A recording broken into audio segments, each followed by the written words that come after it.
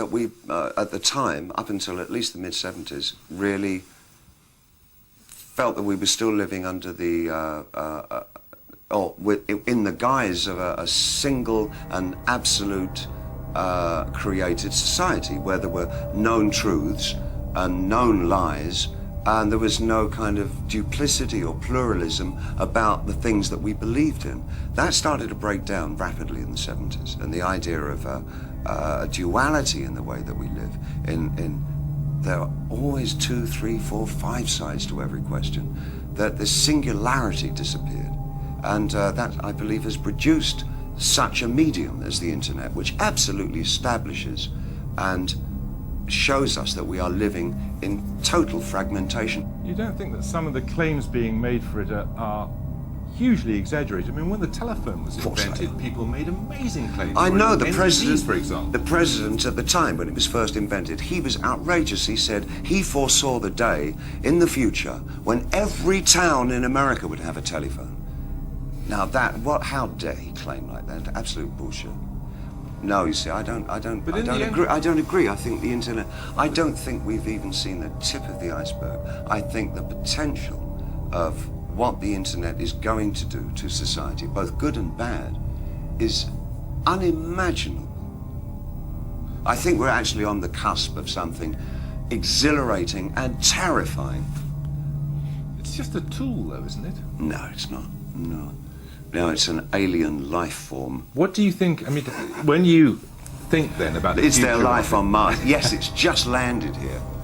But it's simply a different delivery system there.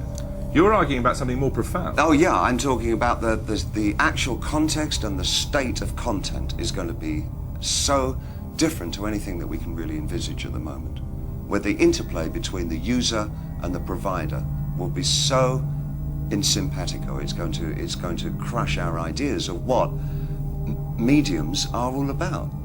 But it's happening in every form. It's happening in visual art. The breakthroughs at the early part of the century with people like Duchamp, who were so prescient in what they were doing and putting down. The idea that the piece of work is not finished until the audience come to it and add their own interpretation, and what the piece of art is about is the grey space in the middle. That grey space in the middle is what the 21st century is going to be.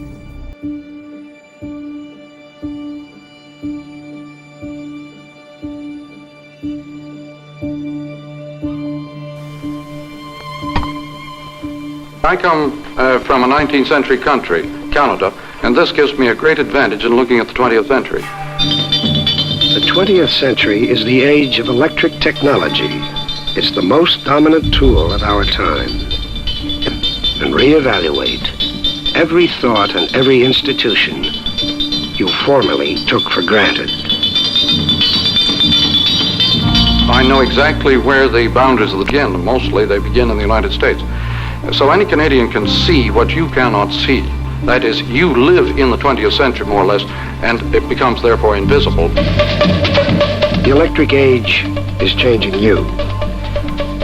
It is changing your family. It is changing your neighborhood. It's changing your education. It's changing your job. What are you going to do? It's changing your government. It's changing your relationship to others. These little circuits are making our world go. The electric age is having a profound effect on us. We are in a period of fantastic change that's coming about at fantastic speed. Your life is changing dramatically, and you are numb to it. Well, obviously his ideas are complex. I mean, he's an intellectual. A special kind of intellectual. And his ideas are in the realm of intellect. I can shut down your power grids. I can paralyze your infrastructure. I can access the personal data of everyone in America. I am the enemy with no face, and I can't be stopped. Hello everyone, this is Jose Herrera with the O3X6 series, and with me my hermano Tyler Pollock. Today we have an exceptionally distinguished guest with us. With an extensive career that spans across the military and cyber domains, he brings a wealth of knowledge and experience that we're excited to explore today. Brian Adamson is a man whose career has been marked by immense dedication and service to our nation. A former lead strategist at the Defense Information Systems Agency, he has worked tirelessly to develop strategic initiatives to bolster our national defense. His military journey is nothing short of remarkable. Enlisting in the United States Army, Brian climbed the ranks from a logistician and military intelligence analyst to infantry officer. After 24 illustrious years of service, he retired in 2015 from the United States Cyber Command as a Joint Cyberspace Planner, having earned a Bronze Star for his valor and commitment. Throughout his career, Brian's work has spanned across multiple facets of the military, from mechanized and light infantry to special operations, airborne infantry, and Stryker Brigade combat team. He has served at the Joint Readiness Training Center and survived 5 deployments, showcasing his steadfast commitment to the service. Even after retiring from active military service, Brian continues to contribute. He serves as an adjunct professor at Anne Arundel Community College, sharpening the minds of future leaders. He's also a recent graduate of DISA's mid-level leadership program and is currently enrolled in the competitive National Defense University's Cyber and Information College Certificate Program. His contribution extends beyond academia and professional circles. Brian served as the president of the Buffalo Soldier chapter of ROX Inc. in Fort Leavenworth, Kansas, and as an active member of several esteemed organizations, including Blacks in Government, the Military Officers Association of America, the Armed Forces Communications and Electronics Association, and the Military Cyber Professionals Association. Adding to this list of accomplishment, Brian holds a vital role as the secretary of the Cape Fear Veterans Resilience Project. This organization is dedicated to facilitating and integrating efforts of various organizations to increase community outreach and awareness and optimize veteran access to timely, impactful services. Their mission is to reduce veteran suicide in the Cape Fear region and help veterans of all eras and their caregivers in achieving and sustaining life-enhancing wellness and resilience. Off-duty, Brian is a proud father and grandfather, a testament to his role as a family man, his unwavering commitment to his country, to his fellow veterans, and to his community is nothing short of inspiring. Please join me in extending a warm welcome to Brian Adamson.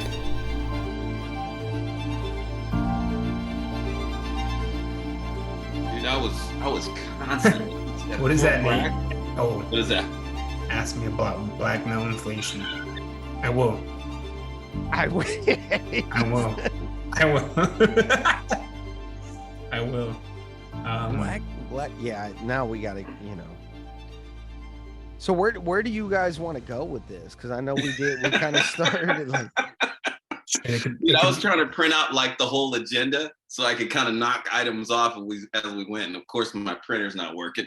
So yeah. No, I liked the chat we had the other day. I mean, I think it was good. It was organic and it was good. But I mean, I think you guys there's too much intelligence going on in this video screen to not kind of cover some ground, I think. Yeah, and I was gonna apologize for last time because I was all over the map, man. But Jose, no, it was good. I thought they did say he wanted me to set up Solder City. So yeah, let's go into the operational, strategic, the tactical. You're talking about Solder City. This was like during the surge, or this was like pre-surge? This was so April 2004. We're doing left seat, right seat ride with 1st Cavalry Division, 2 different squads. I think it was 212 and 35 from 1st Cavalry Division. Anyway, so we had 2 squadrons replacing our 1 in Solder City. Like that first week, no issues, because we're left seat riding. They know us, doing our thing. There was a law, if I remember correctly, there was like this law or fatwa or whatever. Hey, you can have 1, weapon per household, whatever it is, protect your household, that kind of thing. To my understanding, because I was not on patrol, because at that time we were supposed to be going home. So I'm doing my workout, me and the S2, it's S6 and the S2, we're in a gym working out. It's week 2 where we're right seat riding and they're taking the lead. So somehow, and I believe it was 8 April, I think it was 8 April. If I haven't looked it up in a while, but the specific dates, either 4 April or 8 April. Afternoon, it was like 2 o'clock. I had one of the dudes come in and say, hey, they need you to talk. And they were really talking to the S2 because an S6 really doesn't have a job, okay? Don't get me started. So the S2 goes in there, and I was always like an assistant ops guy because I knew once we're talking, I don't really have a job, okay? And I was a pay agent. I did the foo funds thing. I was going from fob to fob and doing things like that. I didn't have to, but my sergeant first class would not leave the fob. And he told me flat out, he said, sir, I'm not going anywhere. I was like, okay. Number one, don't tell me what you're not going to do. But number two, you're going to go to all the meetings while I'm on the road then. Okay. And also prepare for those, because I'm not going to give you notes or whatever. You're going to the meetings, you take the notes. I'll, synthesize that stuff and tell you whatever. Cool. And that's how my rotation went. So here we are in the gym. It's about 1, 2 o'clock. We're working out. Me and my buddy at the time, Shannon Procassi. He's retired now. He was a Mustang, former 82nd Sniper Ranger, and went intelligence. So there we are working out. Get the word, go to the talk. Hey, what's going on? Man, it's like almost all hell broke loose in Slaughter City. Apparently the cause of it, like again, to my understanding, was 1st Cavalry Division got a little bit too aggressive and they started confiscating weapons. This pissed off the neighbors, the residents of Slaughter City, and gave momentum to Muqtada al-Sadr and the plight of Americans and Iraqis and all that shit and hornet's nest. There's other factors. I know there was a movie about it.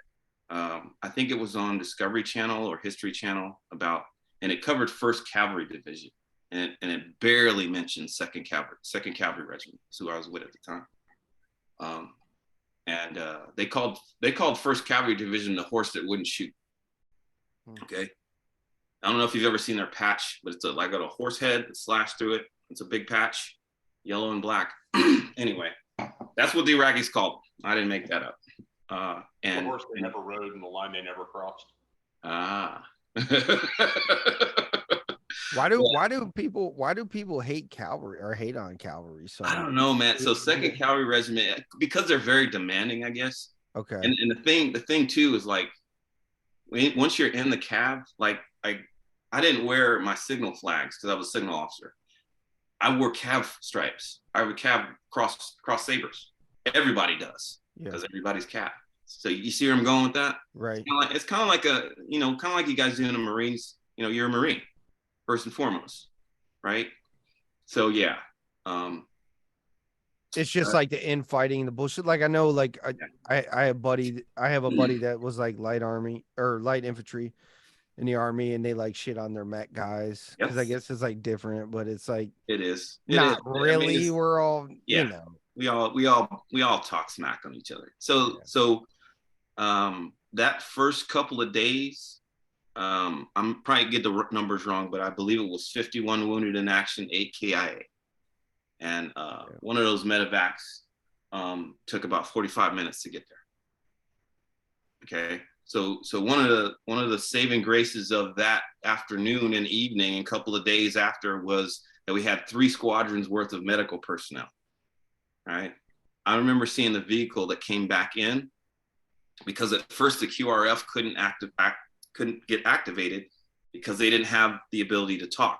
So here come my guys loading freaking Bradleys in the middle of a firefight so they can leave the gate. So that first 2 days, you really didn't have Bradley fighting vehicles going in as a QRF. You had LMTV. Is LMTV, y'all got the same stuff? It's like a troop carrier. Tracks? Is it track? It's not tracks. Tired. Okay. Yeah. So an LMTV is like the replacement for the Deuce and a Half.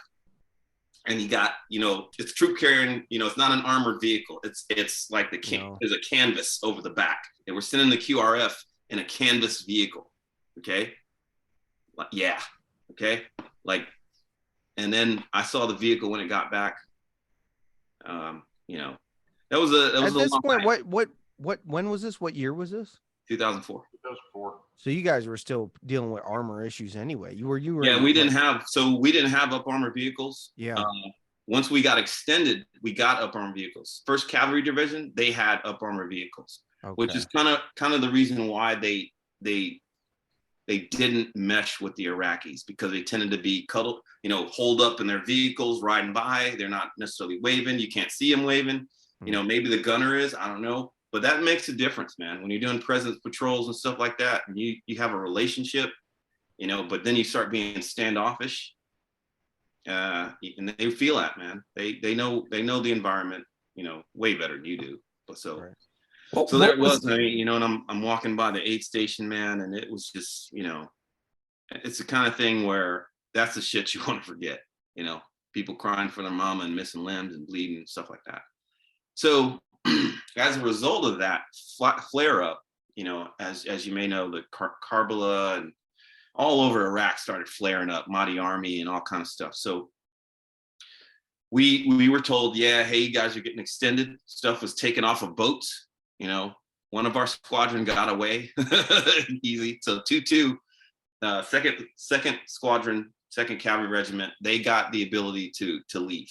They loaded up their stuff, and they were in the old cigarette factory over there in Solder City.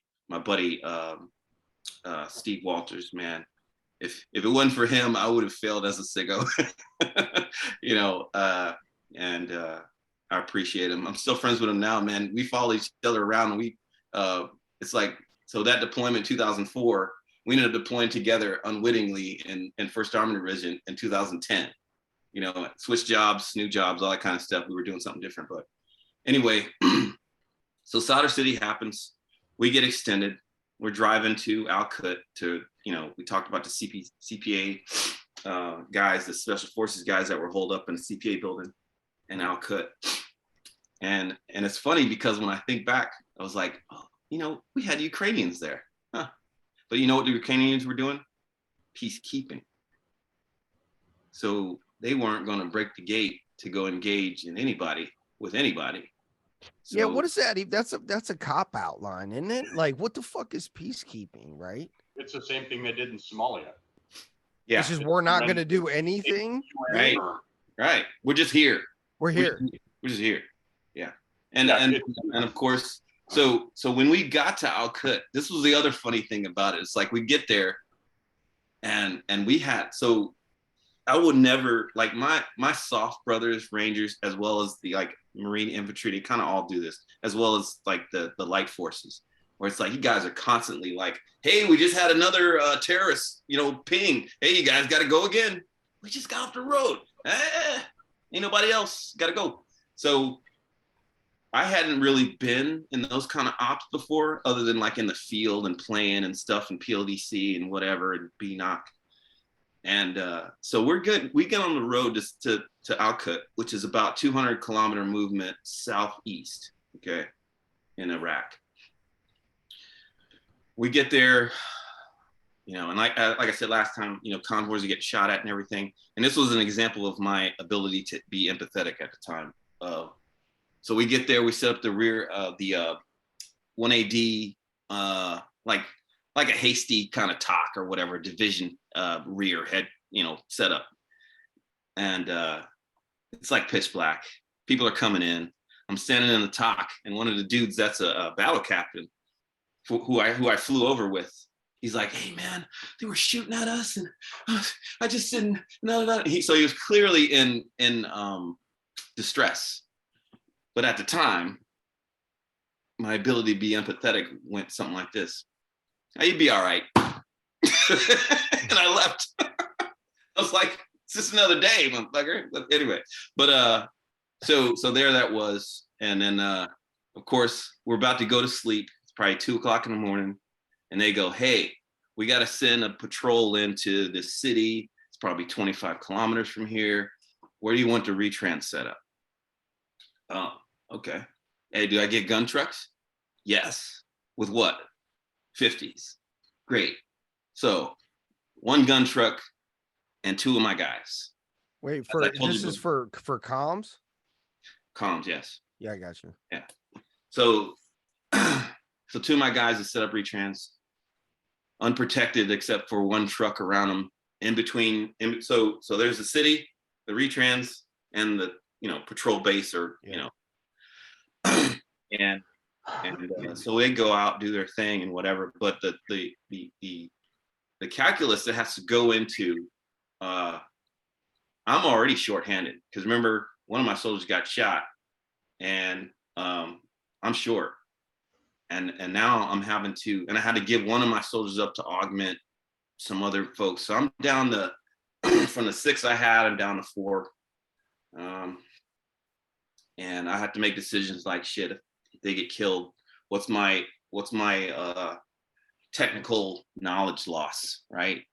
What am I able to actually accomplish if some stuff goes wrong? So yeah, those decisions on the hood of a vehicle at 2 o'clock in the morning, and nothing happened, but it probably good that it didn't, and so we're living in blown out hangars in pitch black. That was like my I think my scariest memory of going to bed down, because it's probably 4 o'clock in the morning now. I left my rack in a hangar, a blown out hangar, on a cot, just my sleeping bag and my pillow, and I'm walking back into that.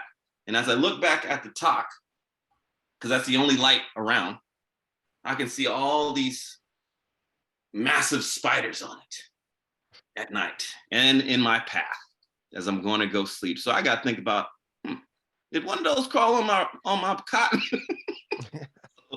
And they're huge, man. These, camel spiders are like huge. And I got my gun and I'm thinking, man, if these one of these motherfucking spiders, tired as I am, cross on me, I'm shooting it. I don't care what the story is. I don't care. I'm doing it. So yeah, it freaked me out. I don't like spiders, and it was pitch black, and they were all on the path. I said range walk.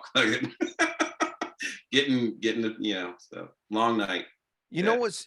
I just want to make a point to that, because it just popped in my head when I was thinking about that. And it's like, a lot of people relate their like trauma, or somebody who went through some shit, to like serious, terrible events. But it's like, man, I have several personal memories that are like, just like you explained, like shit could have went really bad, but it didn't.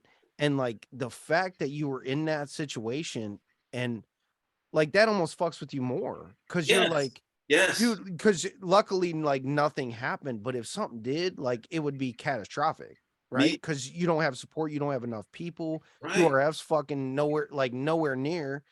And Jose and I had that conversation a bit last time towards the end, and maybe offline after we finished talking, but I can't tell you how many of my soft brothers and Ranger Battalion dudes, and they tell these stories, and it's like, you were so freaking lucky.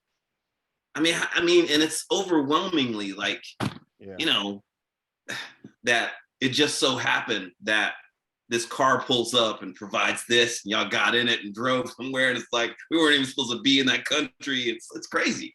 The stories you hear, man, it's like, so, and as an offshoot to that, 27 June, locally here, I'm implementing an idea that some folks from the Cape Fear Veterans Resilience Project thought up, where it's a veterans night, but it's not kind of what you think. It's kind of a tell your story and take some questions. And it's that leap further than, we know you want to know about veterans and their stories. And there are veterans that want to tell their stories.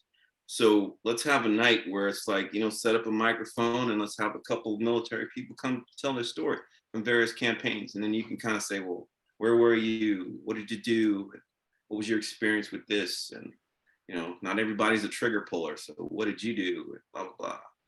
So, and I think people want to do that. I don't know. They used to do it here when I first got here, and it had a pretty good response. So we'll see how it goes.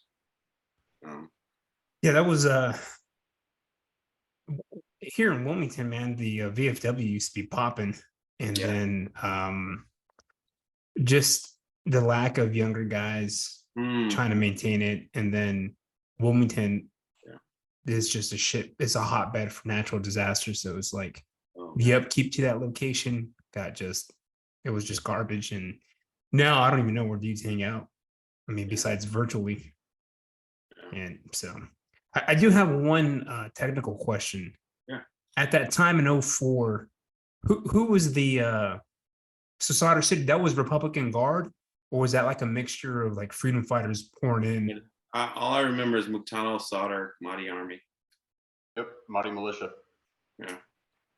Those were the guys in like black jumpsuits and shit. Yes. Remember, so last time I told you when we were leaving Solder City after the flare up, the instructions were anybody in a black suit and yellow sash, shoot them on site. So yep. That where it's on site came from, you think? I don't know. Maybe. You know, they borrow a lot of stuff from the military too. So. Yeah. Dude, I found out the other day, I was like watching a show with and I think it was, oh gosh, what was the other podcast dude said? Jose, we were talking about the other podcast guy and the Sean Ryan, Tyler Gray. And he had a dude that consults for Navy SEALs, the show. Yeah, Tyler Gray, the Delta operator. He said it was weird. He said that the Navy SEAL show has a Delta operator and the triple canopy, and I think he said 3 Echo had SEALs and they were Army dudes. So yeah, it's weird. But dude, that's something that always, that on-site thing. I say it as a joke, but like I know that's how the fucking ROEs were back then. Yeah. Like, but like we didn't. So like going into Iraq, you guys got fucking dope ass ROEs. Going into fucking Afghanistan, we're like, what the fuck are you talking about? We can't shoot these motherfuckers. Like, well, I told you what the X order said though. That was horseshit. But that was of course in 2009, 2010 when I deployed. Right. So, but wrapping up Solder City and going to Al Qut, and I told you on our way back from Al Qut to Kuwait, that was probably the worst day in Iraq. I told you about that. And I came back and dude, man, as we talk about the scars and whatnot, that was the first time, going to combat, shit's blowing up around me, cracking, near my head, overhead, whatever, and I didn't really think much of it. I really didn't. I was just kind of like, I felt like, I'll be fine. There were many times, of course, as the S6 SIGO, I had a sat phone. Of course I did. I'm calling home like, hey, mom, hey, dad, whatever. It's like, I got to go. Whatever. And it wasn't really surreal to me. But then I redeployed. Upon redeploying or being notified of redeployment, they said, 2nd Cavalry Regiment is going to become 2nd Stryker Regiment, 2nd Brigade Combat Team Stryker or some shit. But at the first, it was 2nd Cavalry Regiment Stryker. On the plane going back, they go, you're going to be the Signal Troop Commander. I was like, okay. Said, oh, by the way, we're not going back to Louisiana. We're going to Louisiana, reconsolidate, pick up our shit, and we're going to Fort Lewis, Washington, Joint Base Lewis McChord. I don't know what it's renamed now, but Washington. And I was like, cool. He said, oh, by the way, your troops are in training right now in Fort Gordon in Georgia. And I was like, okay. So I had to get off the plane, get myself together, right, from a deployment, because here was the weird thing. Like the first night I got back off the plane, I'm sitting in a room because I didn't get a house. I didn't get an apartment. I'm staying in a hotel or whatever. And I'm watching this stupid, corny movie. And I mean, like, it's like a chick flick. And dude, man, I just start bawling. I'm like, I don't know what is going on right now. And that incident, I really didn't pay enough attention to it. I was just kind of like, well, that was weird. And I moved out to Georgia, did company command, finished that up, went to Ranger School after company command. No one should ever do that. Okay. And I'll tell you why. because it makes you lazy. Right? I'm just saying, you know, I was in phenomenal shape, you know, and I think mentally, I think I was okay, you know, to handle the stuff and the tactics and all those things. But I get there and it's like, I'm not going to sleep. And I remember in ILBC, Infantry Basic Course, you know, I was okay. That was, you know, 2000. And I was like, okay, cool. And I could deal with that. But after that deployment, you know, I just couldn't sleep no more.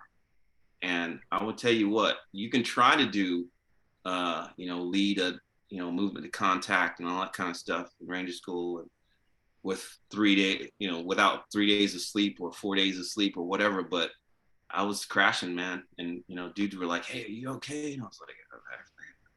You know, I'm hallucinating and shit like that. And yeah, so it wasn't, you know, and it was that was a big thing for me. It was a big thing with my career because I had never failed out of school. I mean, I spent 90 days in that bitch, and I was like, I'm not leaving here. But then again, I was like, shit, I got a torn meniscus, lost about 10 pounds. I got 9 cavities. I can't sleep here, you know? So I just, that was a tough one for me, because I have not, I mean, I don't think, up to that point, I don't think I had failed at anything that the Army had thrown at me or outside of the Army. And it really made me redefine who I was and all that stuff. And then I got out of Ranger School. I went to a cush job. I was a secretary to General Staff for, you ever heard of General Bolger or General Barbero? Yeah, those guys. They've been on TV before. Barbero used to be the JIDO commander. Do you remember that? Did y'all involved in that at all? I remember the name. I don't remember who the guy was. JIDO was like the Joint IED task force or some shit. Yeah. They were the guys that were collecting all the information on the different types of ideas that were being made. Yeah. That eventually got fed into the group that was publishing all the little handouts when you came into theater. Yeah. I think that was actually still based out of Fort Leavenworth, if I'm not mistaken. I can't remember the name of those. I think it was Call, Center for Army Lessons Learned. Yeah. Center for Army. Yeah, I was gonna say Call. Is that right? Call. Yeah, but yeah. So I knew some folks that worked there. I actually talked to a lot of folks that worked there because at one point I had to advise on. Yeah, there you go. Yeah. TTPs, baby. At one point I was advising on electronic warfare and signal people. They had asked me as a person that had been deployed as a signal officer, and I had 2 guys trained in EW, which is also why you Marines were out there in Anbar, by the way. Electromagnetic spectrum, because y'all had some shit. That Chameleon, I think it was. Yes. Yeah, was messing with other people's stuff. So you're talking about the jammers that were on the gun trucks? Yes. Yeah. Yeah. We had crew systems. So I had 2 guys trained in that. In the 07-08 deployment, I had 2 guys trained in crew. All right. And while I was deployed, I was giving feedback to the signal center, Fort Huachuca, and Fort Blood, wherever the field artillery dudes are. And they were like, who should we assign to be an electronic warfare specialist? Should it be an additional duty with your 25s, like my signal guys, my comms guys? Or should it be a new MOS? And I was like, my 25 uniforms and 25, whatevers, they got enough to do. So I recommend this be a totally different job. And that's what it was for my dude, because he was all day, every day doing crew stuff before the patrols went out. So yeah, I don't know. What do you think about those jammers cooking dudes' brains? I mean, we're never gonna really know. You won't, man. And I think I don't know if I mentioned this last time. Please excuse me if I did. But as a person, I was in a National Defense University doing this training, and they're coming up to you saying, "Hey, yeah, you remember microwaves when they were cooking people and stuff, and Faraday cages and all that stuff?" Yeah, we were talking about that a little bit. Yeah, we don't know what these things are going to do to your brain down the line. You know what I mean? And you were talking about dudes that keep it in their pants, and it's like frying their it's like what, you know, cooking the beans. But no, I mean, we knew guys, because in Afghanistan we had the man pack ones, right? Yeah. They were called yeah. hunters, or Yes. what were they called? Warlocks, or Warlocks. what were they called? But anyway, like some dudes would be getting like bald spots and shit on the back of their. That I did not know. Yeah. Wow. I know the system. I know the systems, but I did not know that. But yeah, so it wasn't. I don't want to say that it wasn't any of the guys in our group. I mean, but it's just like when I was a signal platoon leader, I had a microwave. I had a oh gosh, it's a van that shoots a microwave shot. Okay, and you could cook popcorn on that damn. It was like directed correct focus. Yeah. It's like when you see one of those like a signal tower, and you see those things that look like a bass drum sitting up there, that's microwave. Damn. Yeah. But y'all had what year was that? That I had my signal, my platoon. Yeah, the microwave. Yeah, so I was a node center platoon leader. So I had various assemblages. I had troposcatter. It's called troposcatter, whatever. It shoots a microwave shot for comms. All right. So that was platoon leader 2001. I was in Fort Drum. I was on staff duty when the Sergeant Major came back from whatever, Operation Anaconda. Yeah. Oh, Kandahar, right? Yeah. Yeah. That was the green lieutenant. And Sergeant Major came in. He's like, "Who are you?" It's like, I wanted to go to Afghanistan. Actually, I was number 3 on the list. They sent a forced entry switch called a FES. FES 85 actually went instead of my node center. And then before me, it would have been FES 85, node center 81, and node center 82. I was node center 82. So basically, what I did as a platoon leader was it's install, operate, maintain, and manage a telecommunications network. That's it. Okay.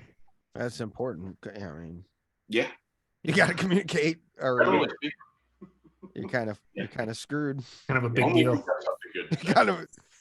I was telling you that the story of my transition from like infantry to signal was like that was not smooth at all, and you could probably imagine. You know, it's like I went to, as we might say, and I don't call people this, but it's like, as you say, Pogue land. It's like it was leg land, man. You know, it's like. I mean, isn't that a common pathway for like SF dudes, especially and like, or like snipers? All these guys end up going like intel or comms, or like that's what they get into after they're done. Yeah. My team chief in CyberCom, Joe, he was a SF guy. I mean, like highly favored SF guy. I told you, below the zone, lieutenant colonel, below the zone colonel. I mean, on glide path for general officer, and he was like, "I'm good." And he's transitioning right now. And you know, everybody has their reasons or whatever, but well, I mean, there's a cap to all that mileage you're putting on the frame. You know? Man. People don't like to fucking buy that one, but it's right. Yeah. As I was promoting in the promotion ceremony for my son, I was like, you know, I was not able to do all this. I was not able to be a good dad, a good soldier, a good person. I was just a good soldier. Okay. And everything else everybody was hanging on for dear life to kind of hang on to because the train was going, man. And I wasn't stopping. I was just like, I got shit to do, you know, and unfortunately, that's just how I did it. I didn't have mentors and people around me that would be like, hey man, you need some balance and, you know, to recharge your batteries and disconnect from this stuff. And, you know, yeah, I was seeking mentors, but, you know, when you're, and we can, I mean, it's not any fault of anybody's or anything or whatever, but it's like when I was a lieutenant, I mean, in the military, it's only 9% of all officers that are Black. Okay. Now, don't get me wrong. And I know we know this as infantrymen, you know this. It's like, you're going to see everybody. Okay. And you're going to deal with everybody. And whether or not, and like your platoon sergeant, he probably hates all y'all anyway. Right? I don't give a fuck what color you are. I hate all of you. You're all equally disgusting. All right. So, I get that.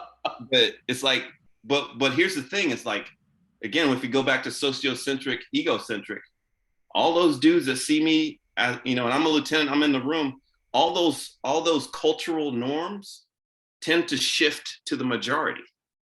Okay. Now I'm cool with that, but some people aren't. And it turns some of the minority officers off. As Jose, it's kind of like you were saying, you show up to a guest speaking event and they like, hey, are you here to trim the shrubs or some shit? It's like, no, motherfucker, I'm running this. I'm here to coach you.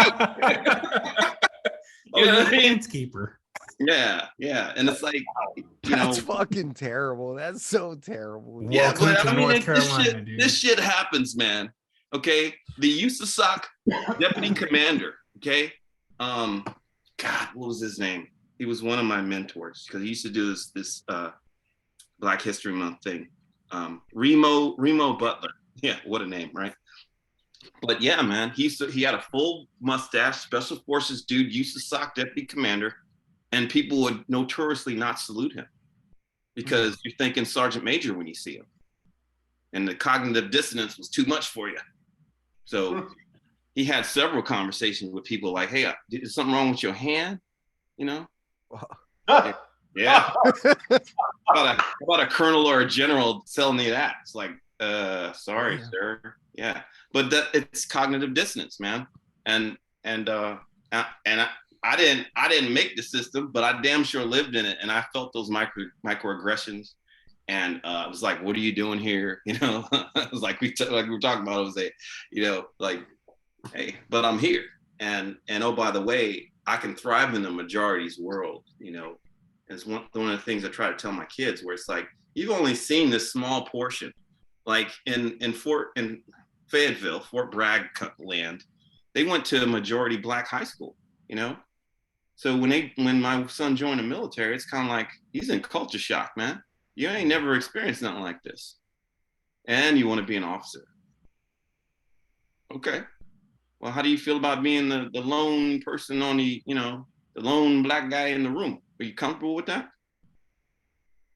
Takes some getting used to. Oh yeah, man. I was like raised like Puerto Ricanos and like all these other South American motherfuckers. Mm-hmm. They were they're like the backstabbers.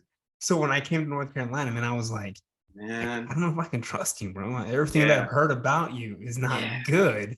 So trying to understand that whole Spanish and Latino and Hispanic, man, that's confusing. And then Black Latinos, and it's like, what the fuck are you? I mean, Mexicans don't like these guys. The Puerto Ricans don't like those guys. The South Americans, it's like the Spanish people don't like these. So my best friend, one of my best friends, he's Basque. And yeah. So, I mean, like his grandmother on her deathbed was like, death to the Germans. Because, you know, the Luftwaffe practice bombing raids on Basque people in those mountains. Is it I don't know. I'll probably yeah, the mountains between, like, right there between Spain and France. Yeah, in that area. And she was like, death to the Germans. Well, Eduardo marries a German later. Yeah, didn't go over well with the family. Yeah. He's in the right place now. He's got he's back with his childhood sweetheart. So yeah. That's good. Yeah. I don't there's a difference between Tejanos and Nuevo Mexicanos and Mexicanos and Californios. Cholos. Yeah. Yeah. I love it though, man. I love like learning that shit. Like, people think it's like you want to be like you're invasive or something, but it's like, I really want to learn that shit. It's like, you know, I speak a little bit of Spanish and I try to, you know, reach out with that, you know what I mean? Because it means a lot more. Because I knew growing up in Germany, when I reached out with German, man, they were like, we love you. Come in here. I'll cook you dinner. Yeah. Man, I was at Walmart the other day, man, and there was this like two young Hispanic males. They're talking in Spanish really loud, but they were showing themselves, like they were showing their asses.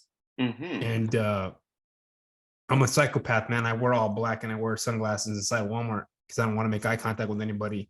I don't want anybody getting around me. So I'm passing by. I'm like, "Órale, ¿qué tal?" And they're just like, "Oh shit!" Like, there's others in here.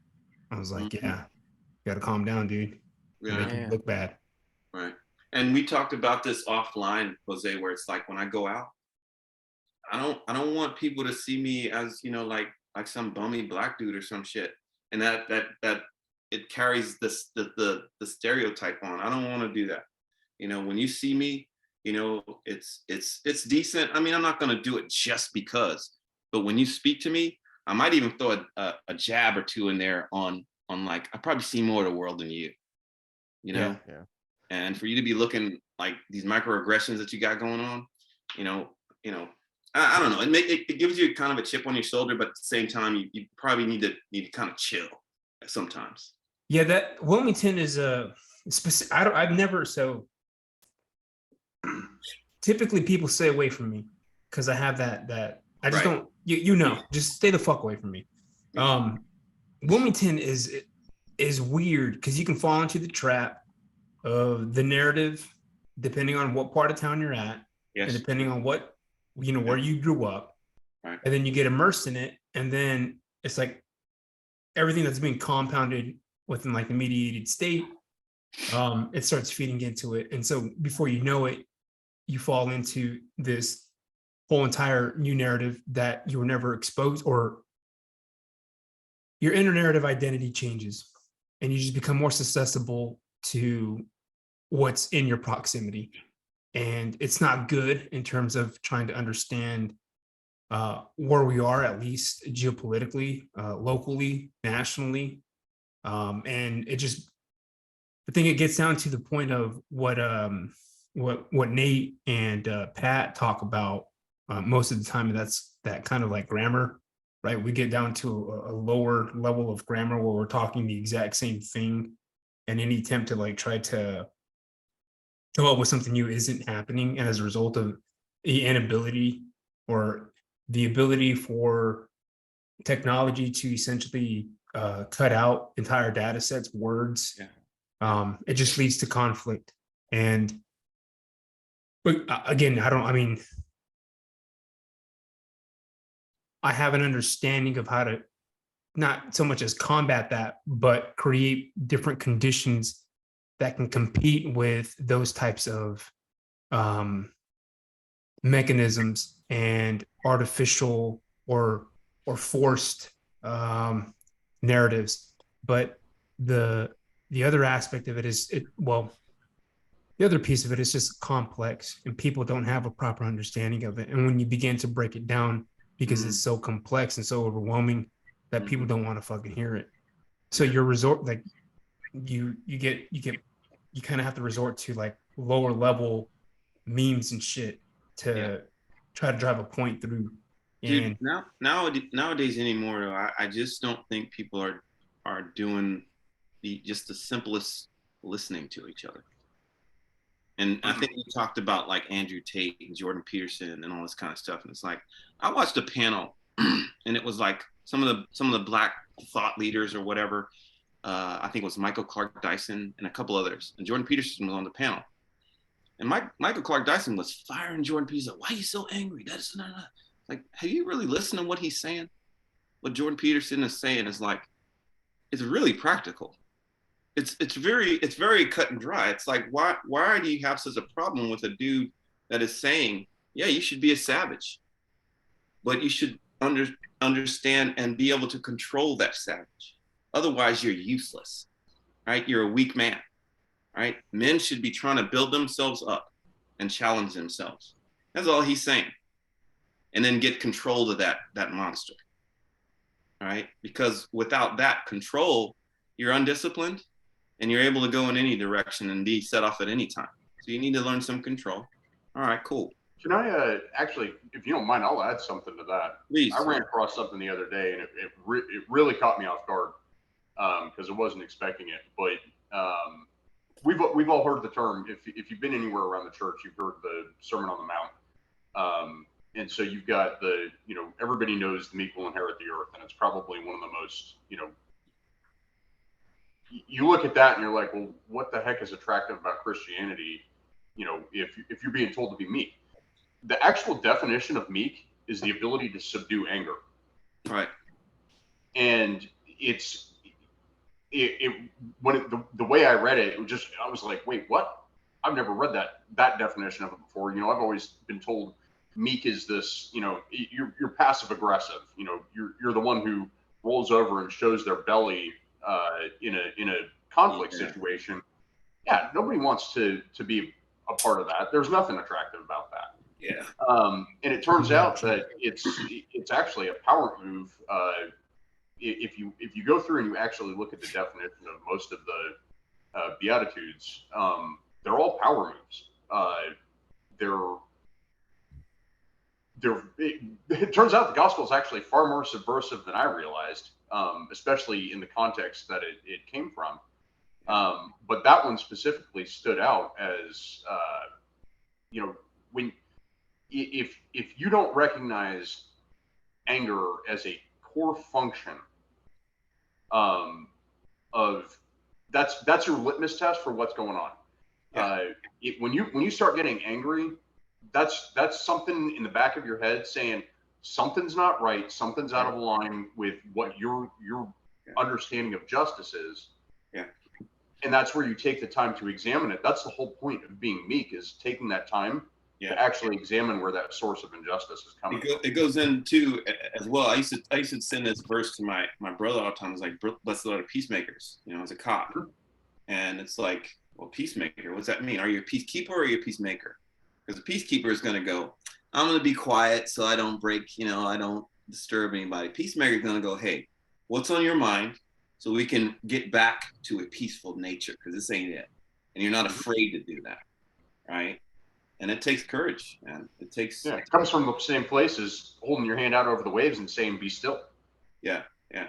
So that whole anger thing, me and Jose, I don't know if it was on while we were live or after the fact. I watched this video, and the guy was talking about how he studied dreams. And he said, you can really tell what's going on with a person when they have certain types of dreams. And at the end of it, it's like, well, when they wake up, how are you feeling when you wake up? And I can tell you, like, I have dreams, man, where it's like, I'll be back on the side of a mountain in a suck school somewhere. And I'm in my feelings when I wake up, man. I've had those dreams, and the worst dreams I have is like, usually I'm in a fight and it's like I'm punching underwater. Like I can't connect, and I know I should be able to, but I just can't.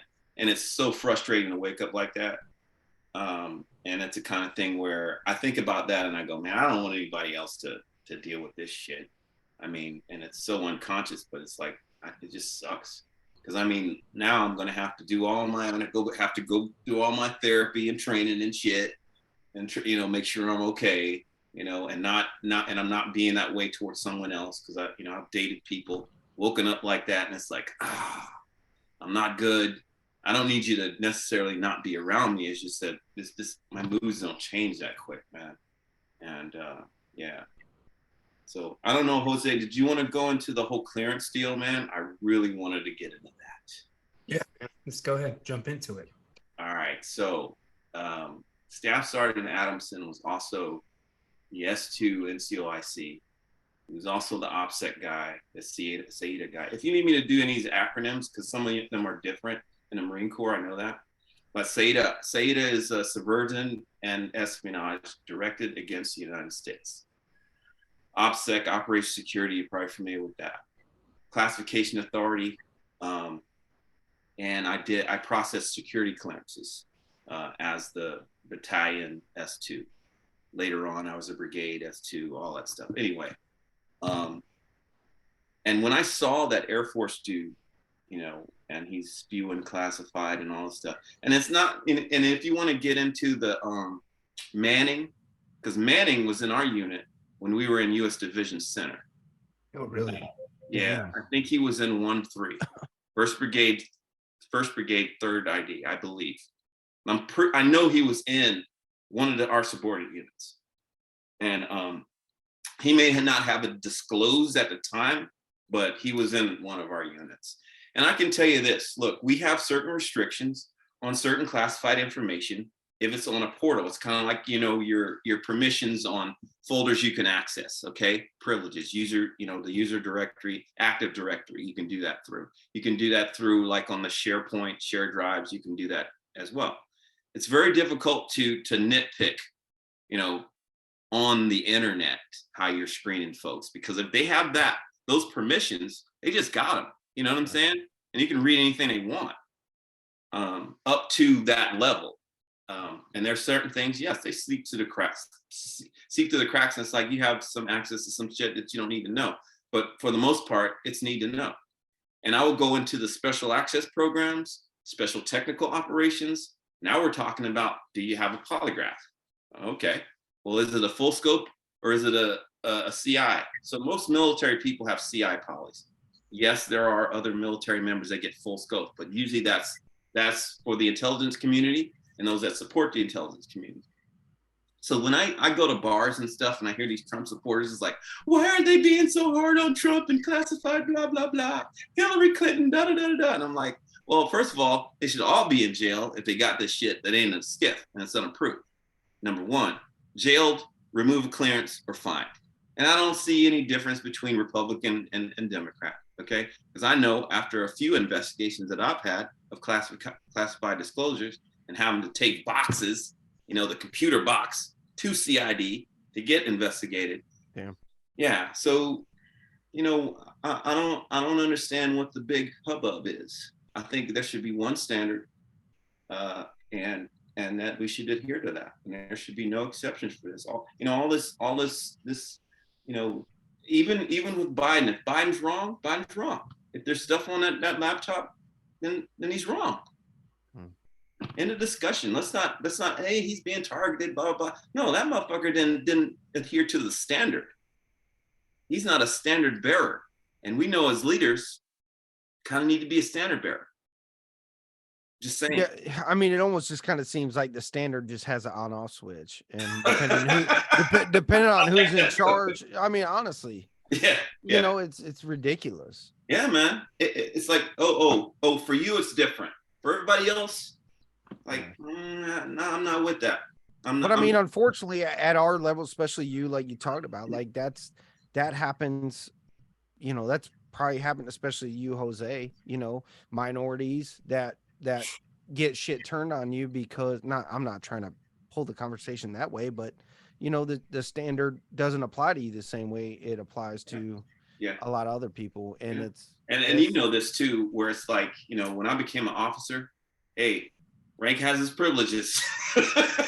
I'm not, look, I've been privy to it. Like I said, before I went to Ranger school, it's like I was in command. When I got to Ranger school, they were like, waiting on you, Adamson. Ranger Adamson, waiting on you. They knew my weakness. Because not just as a spoiled officer in Ranger school, but it was like in general, I don't want you over my shoulder watching shit. That shit will shut me down. Okay. Yeah. And I honestly love hearing that, because I think a lot of those schools, especially for like those specialized, like those training qualifications, like you hear that shit. They do not make exceptions. Doesn't matter who you are, where you came from. Doesn't matter if you got stars on your shoulder. They are following this shit to a T. This standard is held, and that's why if you get the tab, you know, people are like, "Fuck." I'll tell you this though. The standard has changed, and I can speak personally about that for OCS. All right, and I was a bit upset about that because, you know, for a long time, you know, there was a joke about it in oh gosh, the Tom Hanks movie. Oh man, war movie, Tom Hanks, World War II. And they Saving Private Ryan. Oh, Saving Private Ryan. Yes. I'm sorry. Hey man, that's how. Yeah. And he goes, yeah, they made Captain so and so off of spare parts out of OCS. I was like, so yeah. OCS was very near and dear to me as a commissioning source, because we don't get a lot of notoriety, man. We get a lot of respect from troops, but the dudes that get the promotions first, and believe it or not, the system is set up for West Pointers to have, like, you've heard of year groups for officers, right? What did you say? Year groups for officers, or like, so when you made like sergeant or E6, you had a promotion sequence number. Okay. West Point, their secret numbers are always very low. Mhm. The rest of us are in the hundreds. You know what I'm saying? And oh, by the way, how many people do you think West Point commissions when they have a graduating class? Just guess. I have no fucking clue. 1,200, 1,500 maybe. I don't know. I don't know what the size is, but I can tell you this, that there's 120 people in Alpha, Bravo, Charlie, Delta, and Echo Company of OCS right now.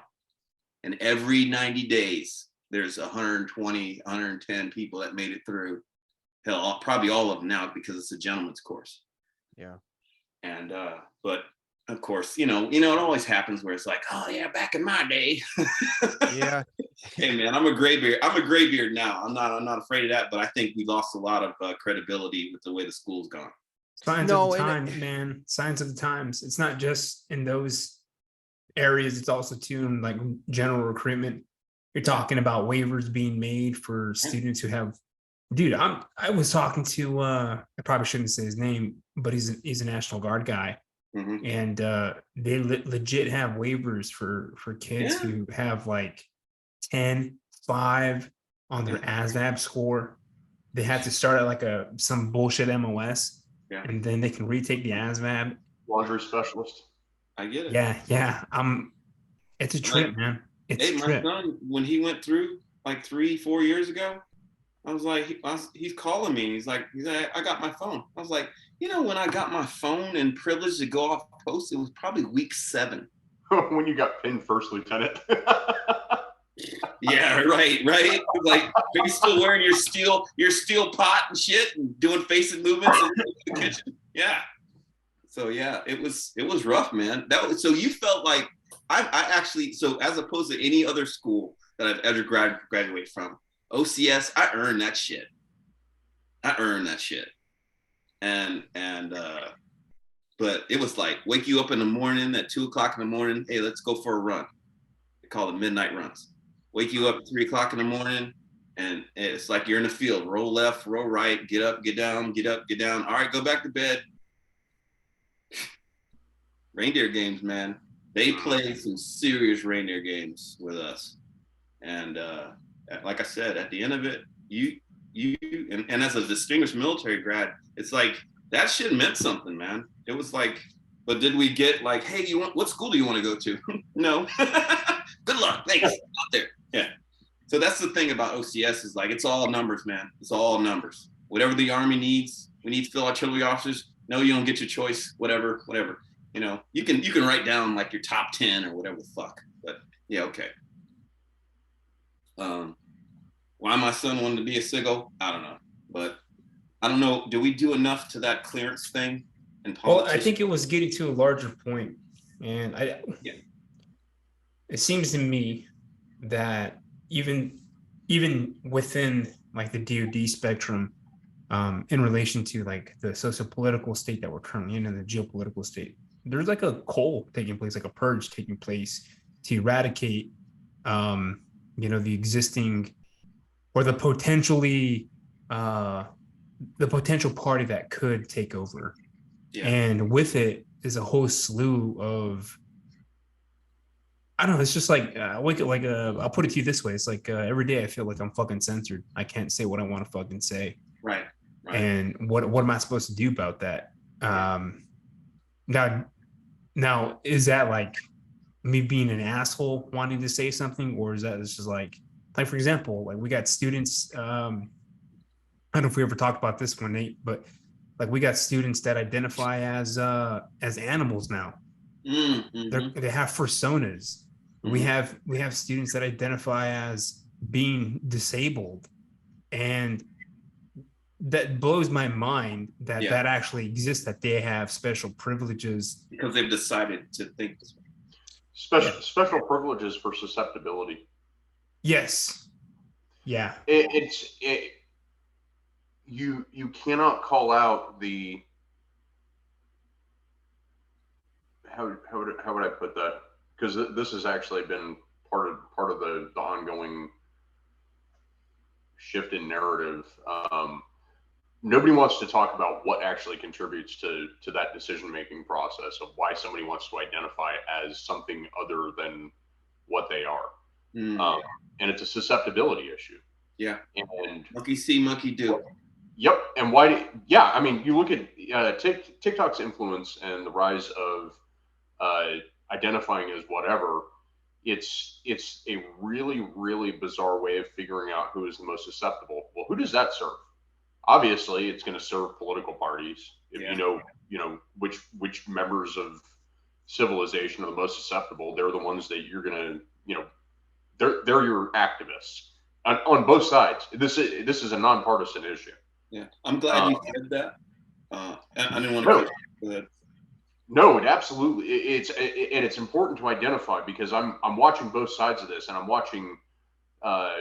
It's a really fascinating.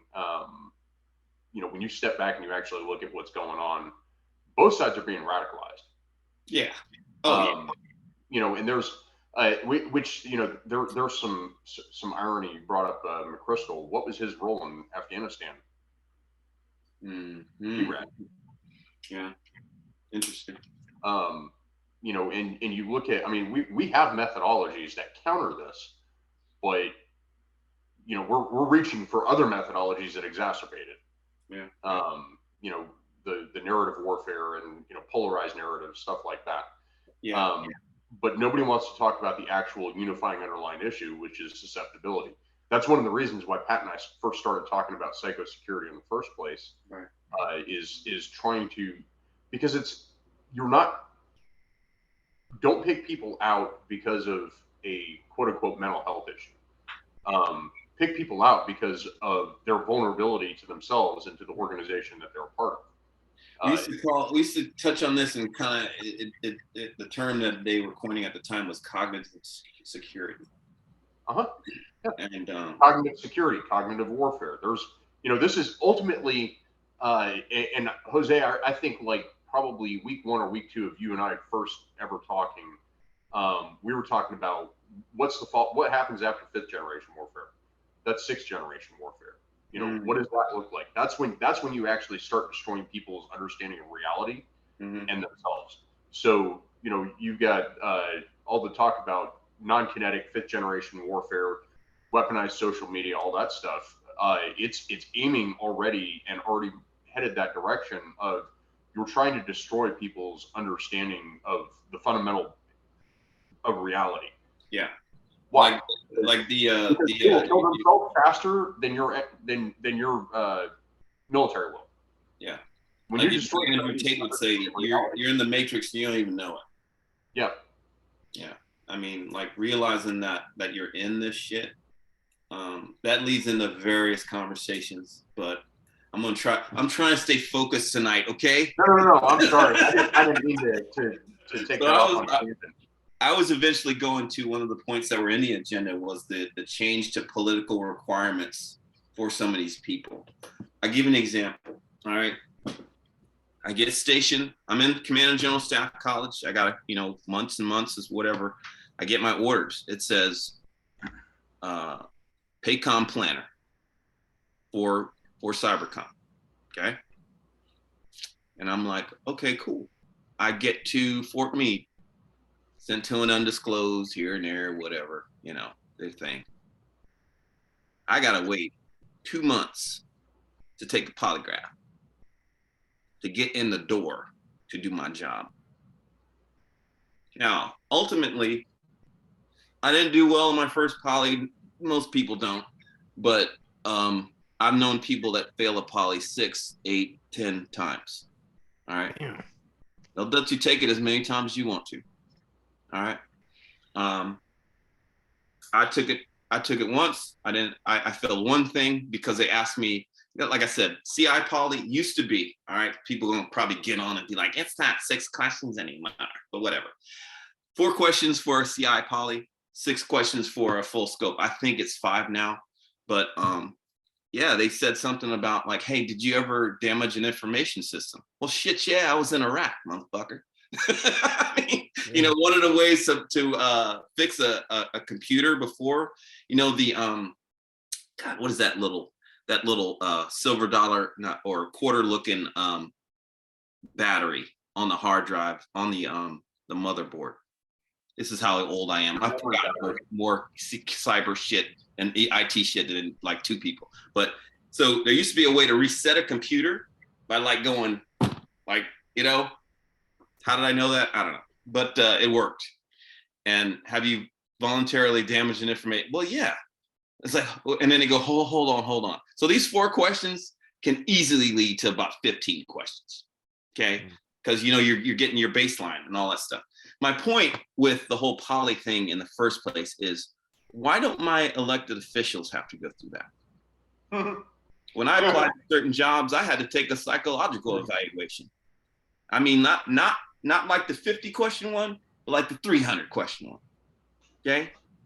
And hey, I personally, I feel that each politician should do that.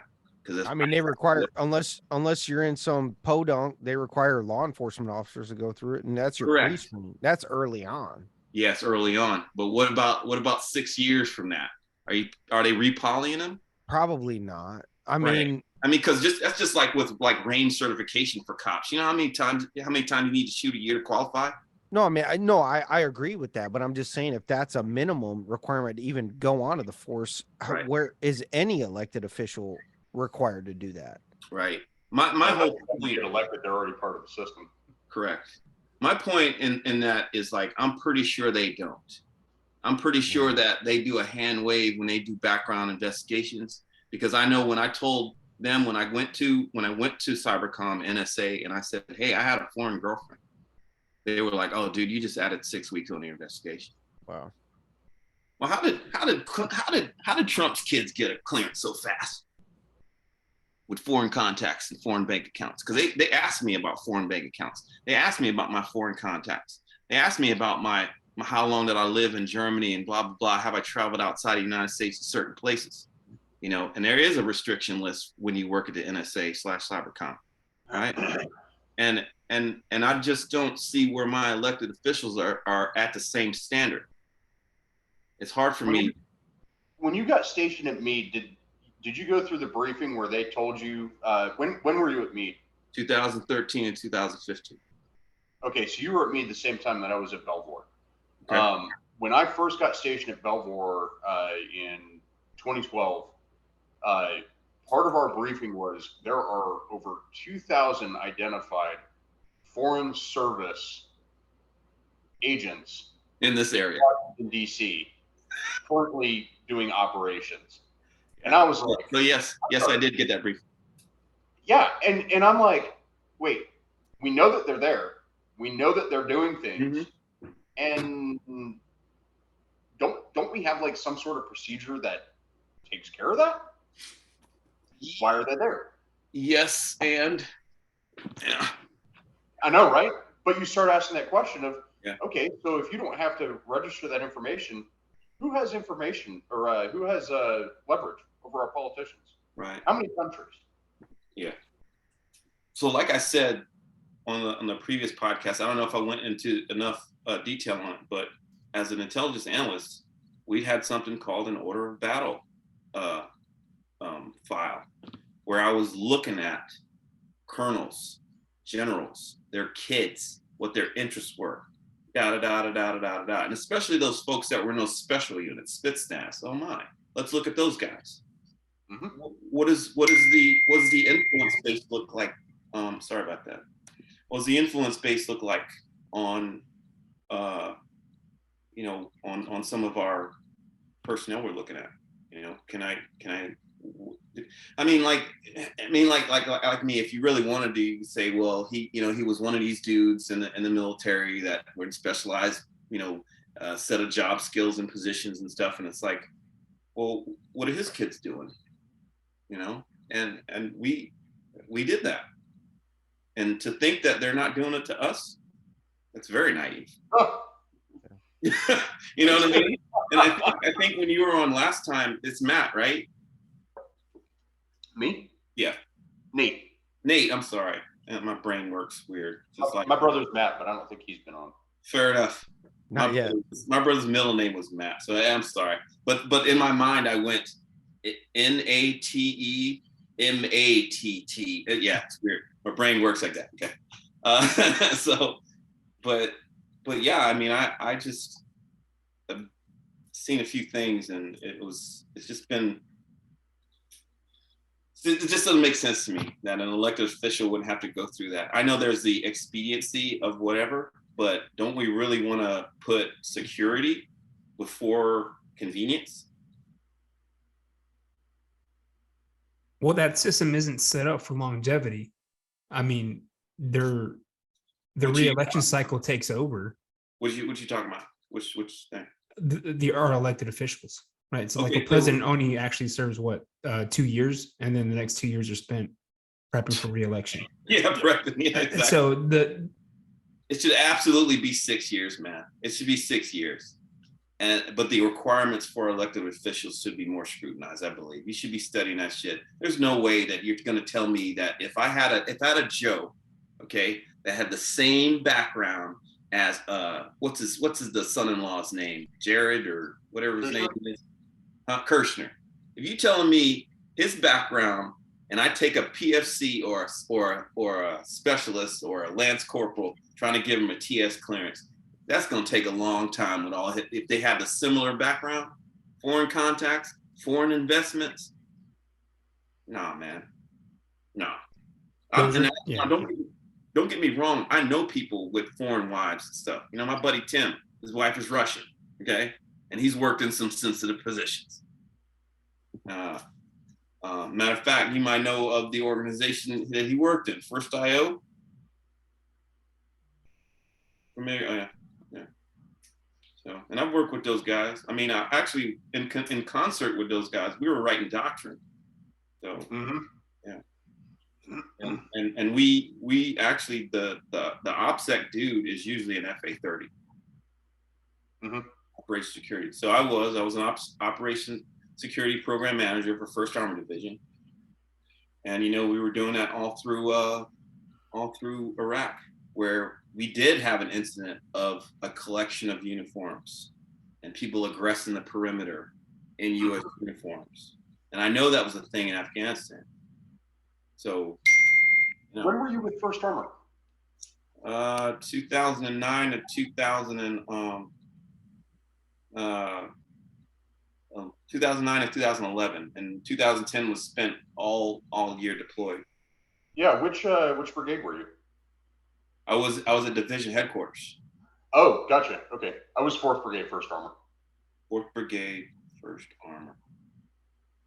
Out of where though? Were you in Germany or were you out of Bliss? Out of Bliss. Okay. Yeah. I think the division headquarters was the only, when I was with them, 2009 and 11. I think that was the only where we did it. Yeah. Yep.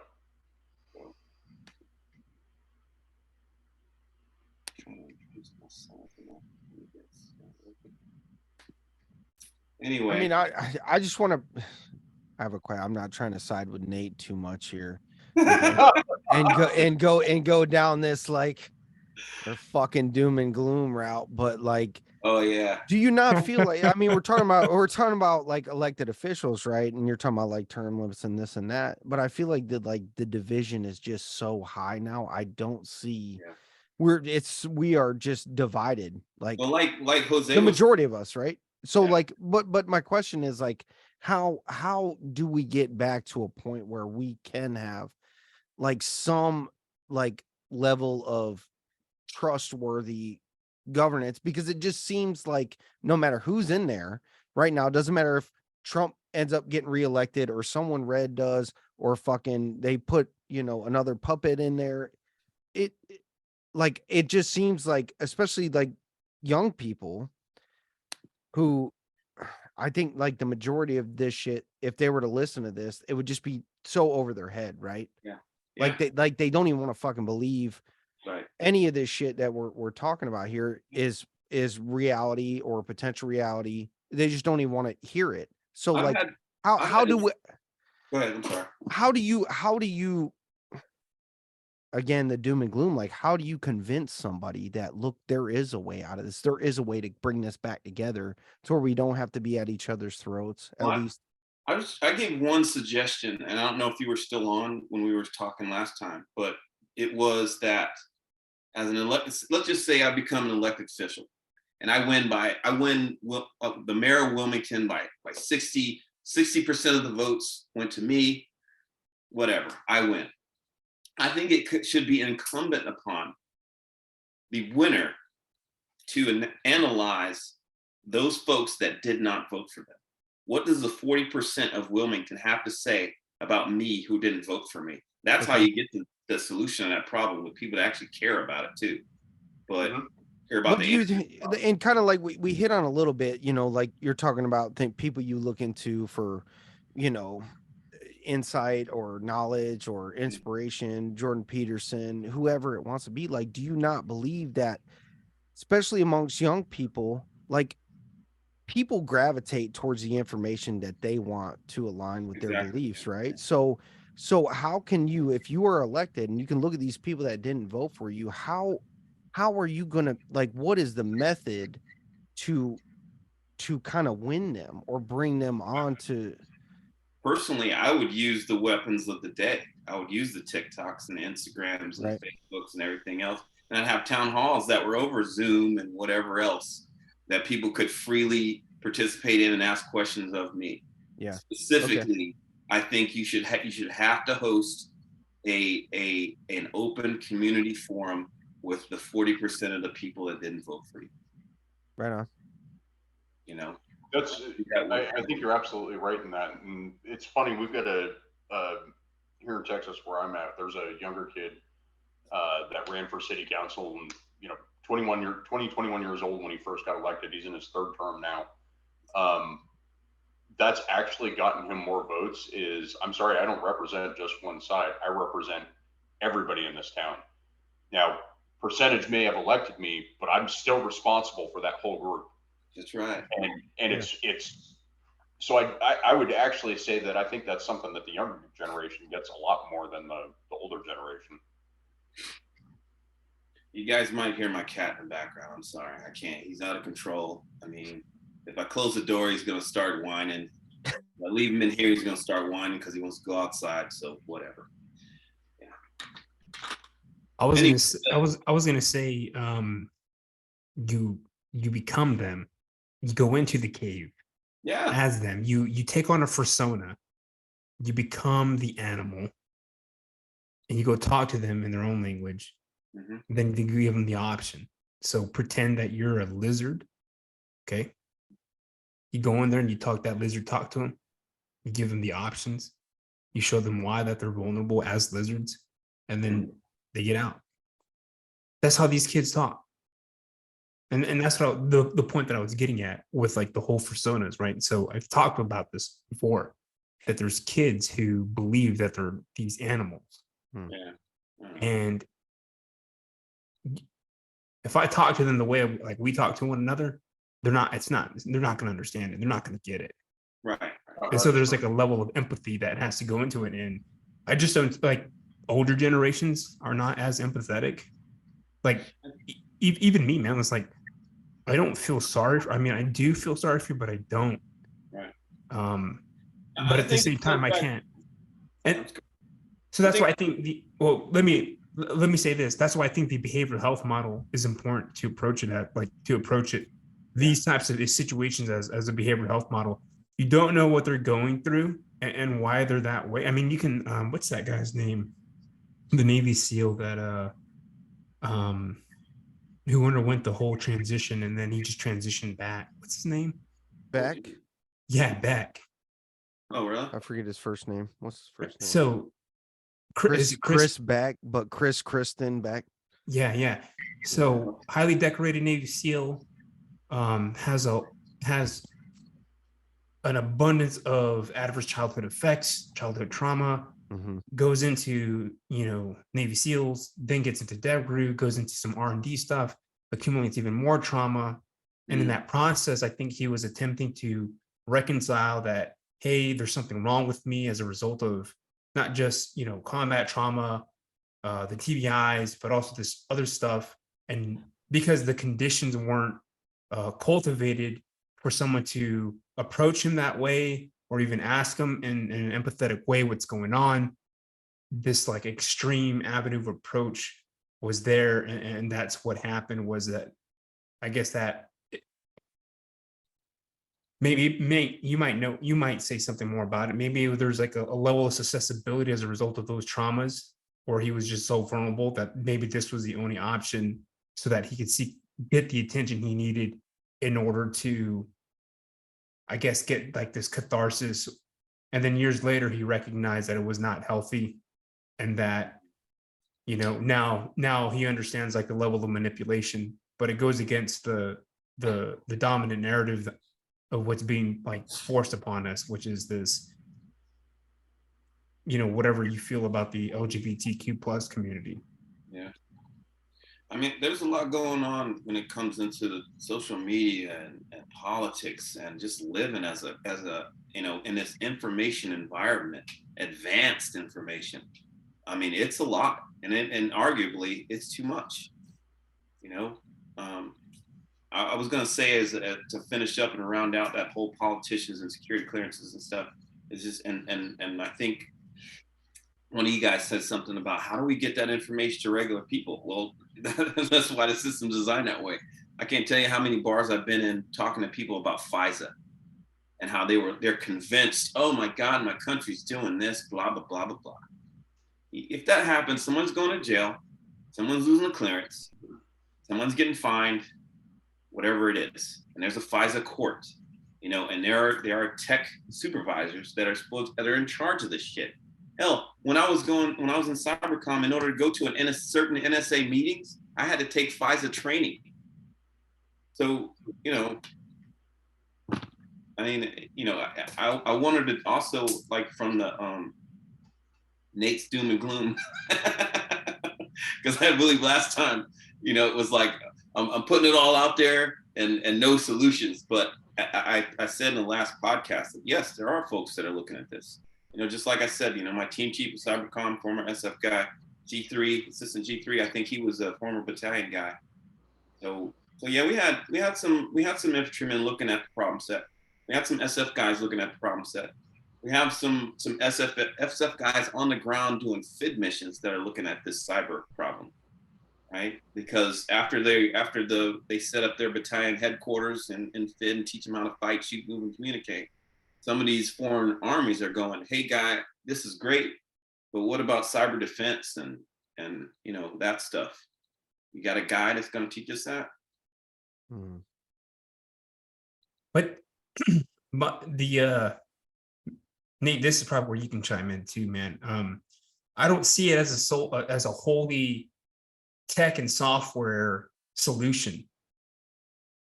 Right? You can train up a guy to recognize the patterns. You can use the software, right, to eliminate or show how people are being manipulated or how they're susceptible, who's creating that, who's providing all that. Right. I mean, isn't that like the bulk of what like cybersecurity is? I mean, that's one aspect of it. But then how do you compare it to the conditions that lead up to it? And this is why I'm fascinated, or at least I'm attempting to go back to that question. You know, have we ever even thought of what does a secure biocog infrastructure look like? Or have we ever asked that question, what does secure mental health look like? And the thing is, no. But the point that I'm making is that humankind has never been without tools or technology. And we're looking at a problem set of, well, I am because I'm young, right? I'm looking at the problem set in the past like 15 years, because I don't have a full grasp of like the historical reference. So I have to all of a sudden go all the way back, you know, to, you know, the fucking Stone Age. Yep. And then I have to read Heidegger, right, to understand this thing that he's getting at with technology, right? What's it going to do to us? What actually is it? Is it going to leave us baseless? And how do you go through all that without becoming Ted Kaczynski? Yes. Yeah. Oh, man. ideas worth spreading, right? So Is that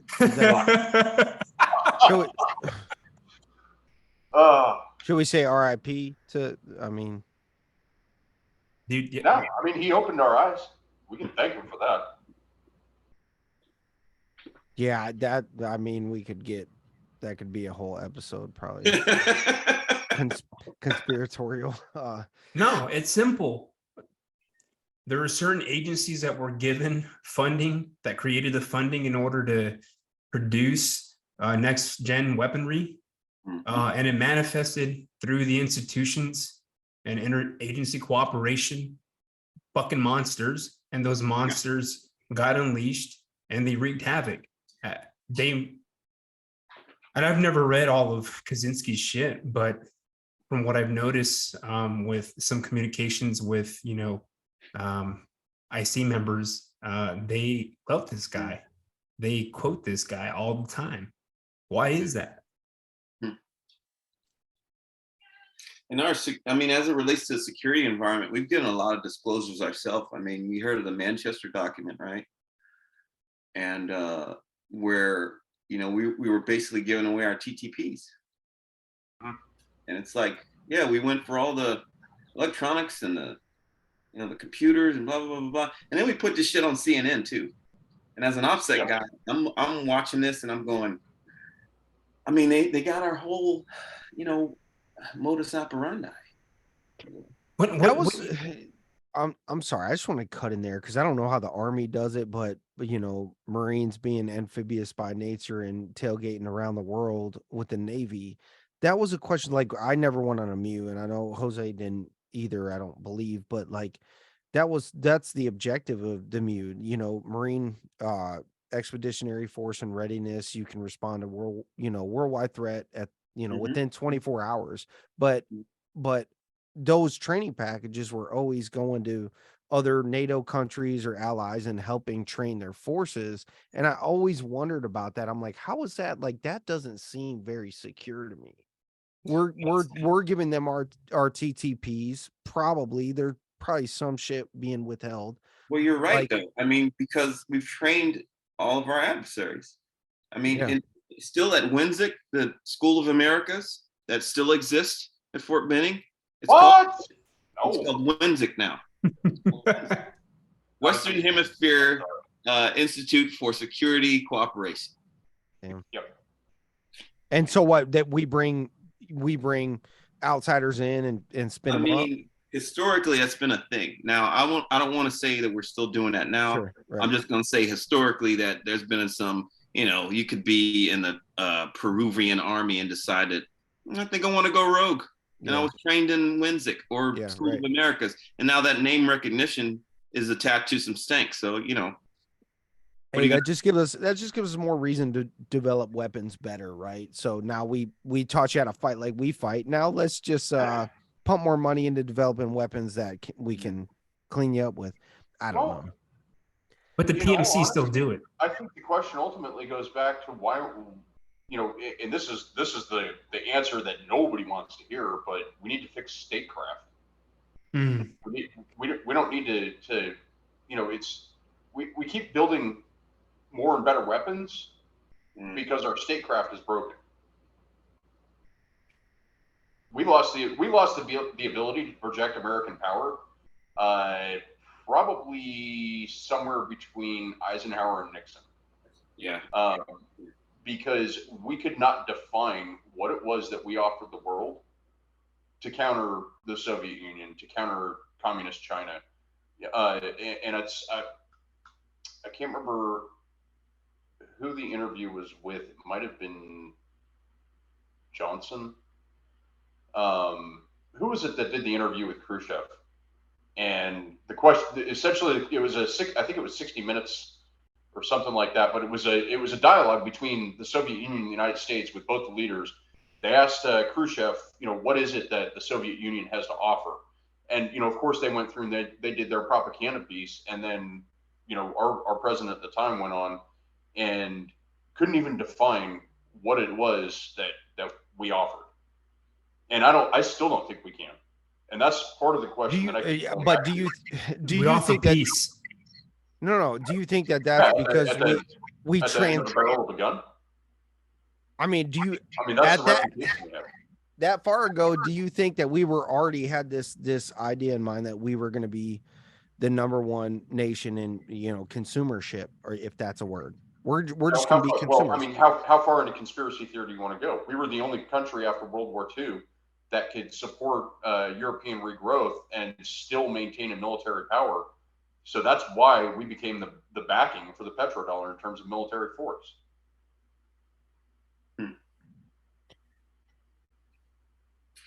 I have a problem with, when I was in the military, I wasn't very political at all.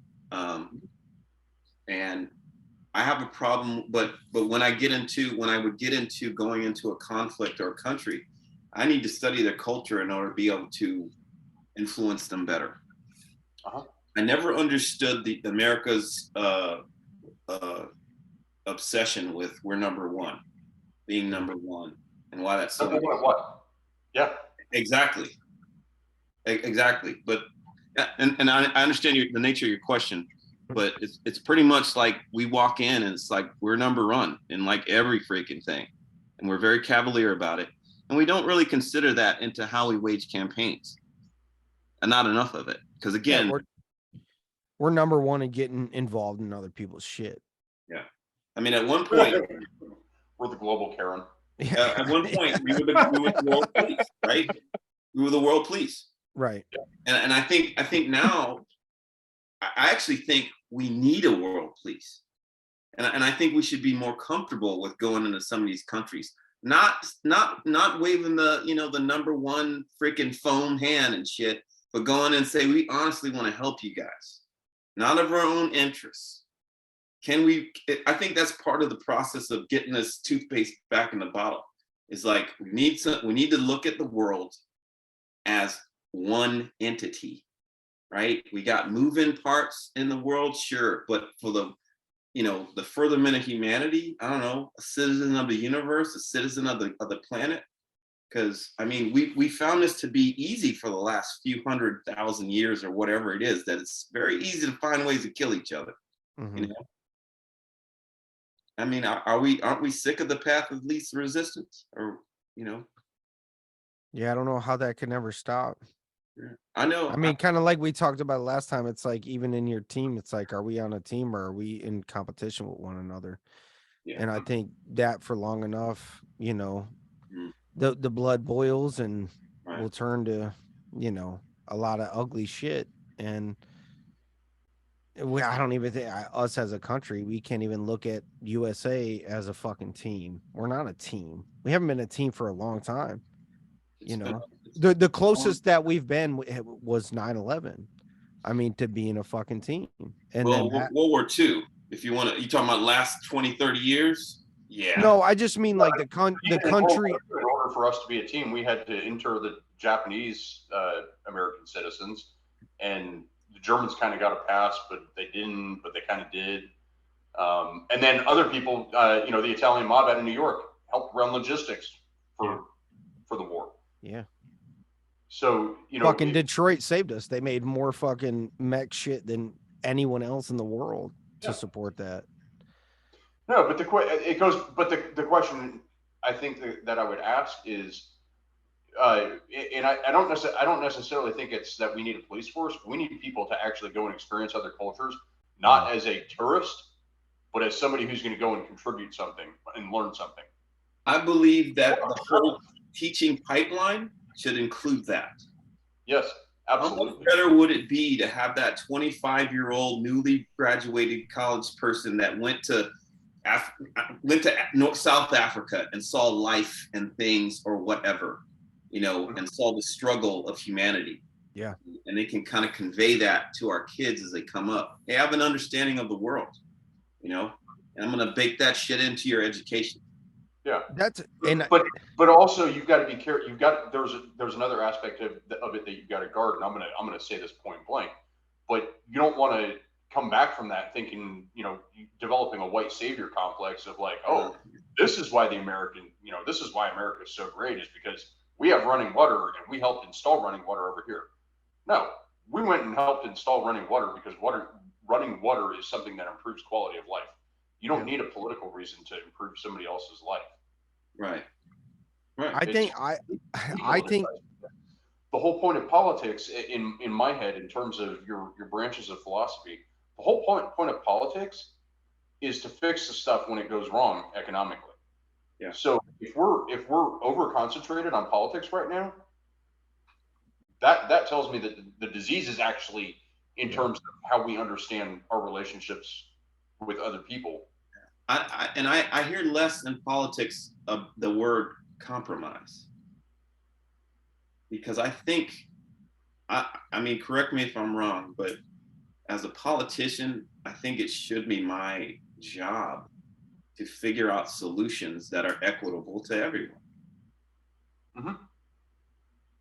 Yeah, that's Stephen Covey actually discussed this with the 7 Habits of Highly Effective People. Is, you know, looking for the win-win. Yeah. You know, and not being unwilling to walk away when. Stephen Covey, man. Yeah. Yeah, I know as an officer, you probably had to go through 7 habits. Yes. Yeah, no comment. Hey, what's on the battalion commanders reading list? What's on the regimental commanders reading list? What's on the division commanders reading list? What's on the Secretary of the Army? Yeah. Chief of Staff. Can y'all unify that reading list, because I'm running out of time. Hey, good luck. I ain't in that game no more. I asked my son when I was at his ceremony, I was like, you read the books? Did you read anything before you got here? He was like, no. Wow. Yeah. Before I went to FA 30 school, I had to read 2 books, Made to Stick and Malcolm Gladwell's Tipping Point. Mm-hmm. So, you know what book I think people should bring back and make popular again is The Ugly American. That had more impact on my understanding of the world than I think any other book I've ever read. The Ugly American? Yeah. It's serious. What's that about? It used to be required reading for the soft guys. It's about the juxtaposition between somebody who goes to a foreign country to actually help improve, and the U.S. State Department, and it takes place in a fictitious country that, for all intents and purposes, was Vietnam. Mm-hmm. And the idea is you've got somebody that sold their farm in Iowa, buys some farming equipment, and goes to this country to help improve their farming methods, and he ends up running into interference because what he's doing doesn't fit the State Department's agenda. Mm. Yeah. And it was a very, very critical look at what our State Department was doing in the 50s and 60s, especially in Southeast Asia. Gotcha. I'm gonna do another crazy Ivan for you, Jose. Okay. All right. So U.S. Information Agency. Are you ready? I'm ready. Madeleine Albright. I like Madeleine Albright, but under her leadership, the USIA was disbanded. And remember the conversation we had about like redefining the political system under the dynamics of national power, you know, DIME, diplomacy, information, military, economics. I personally think that could work, but I think we've lost too much ground on the information space in order to be effective anymore.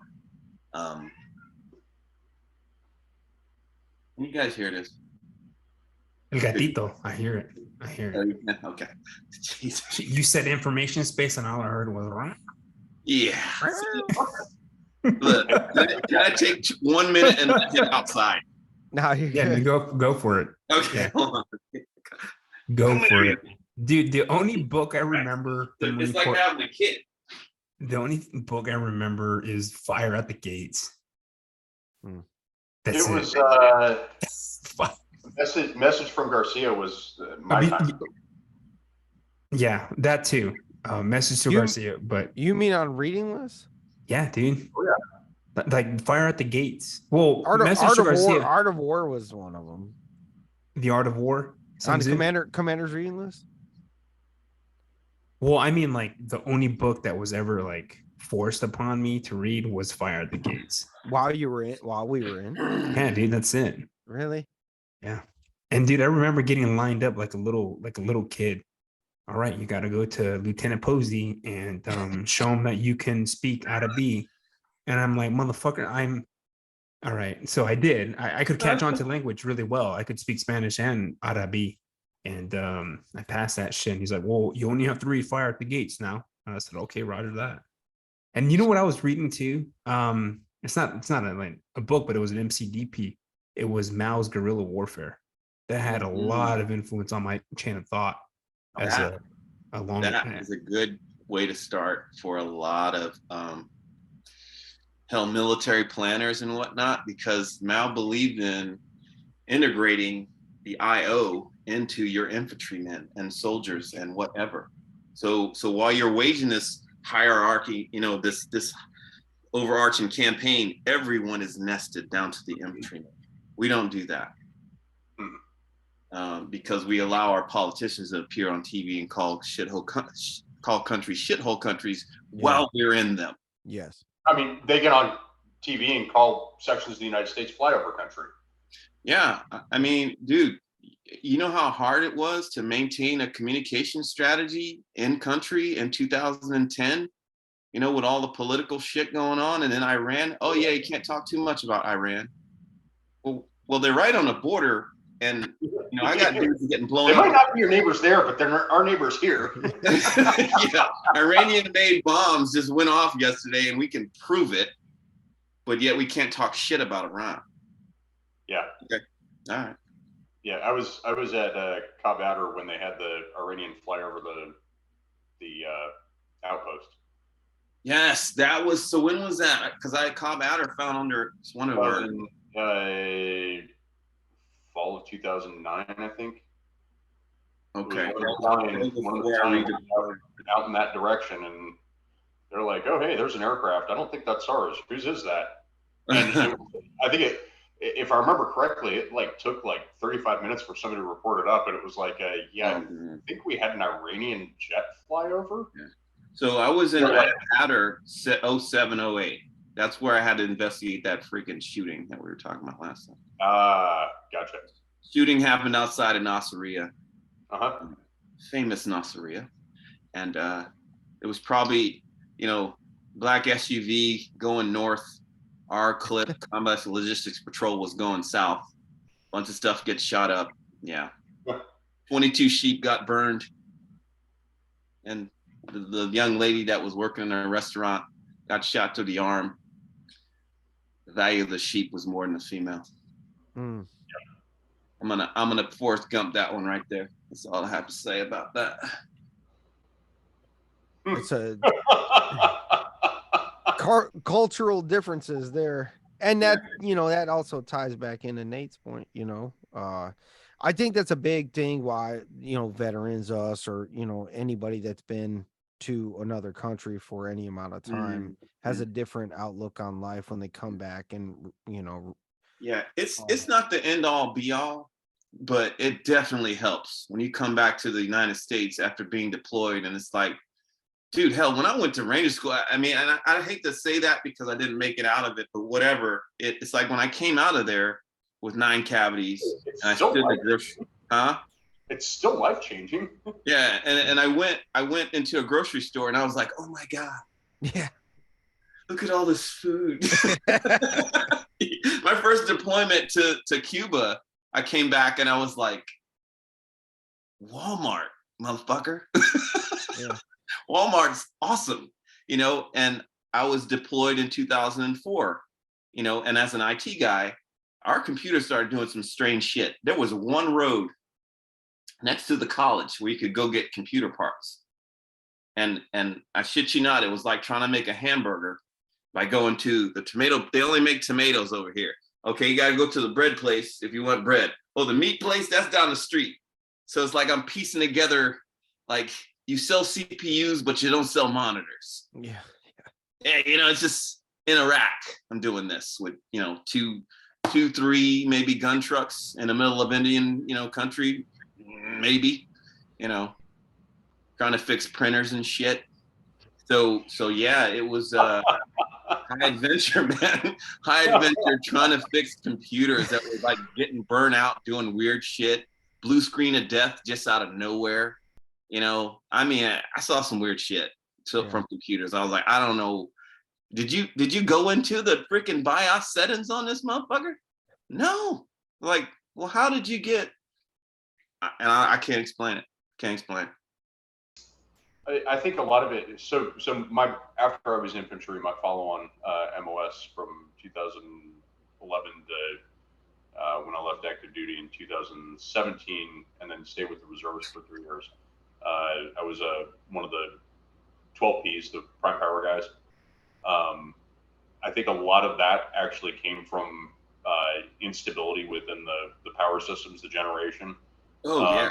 We were trying. I mean, everything that we were running, we were trying to run 60 hertz off of 50 hertz. Yeah. Affected clock speeds and stuff like that.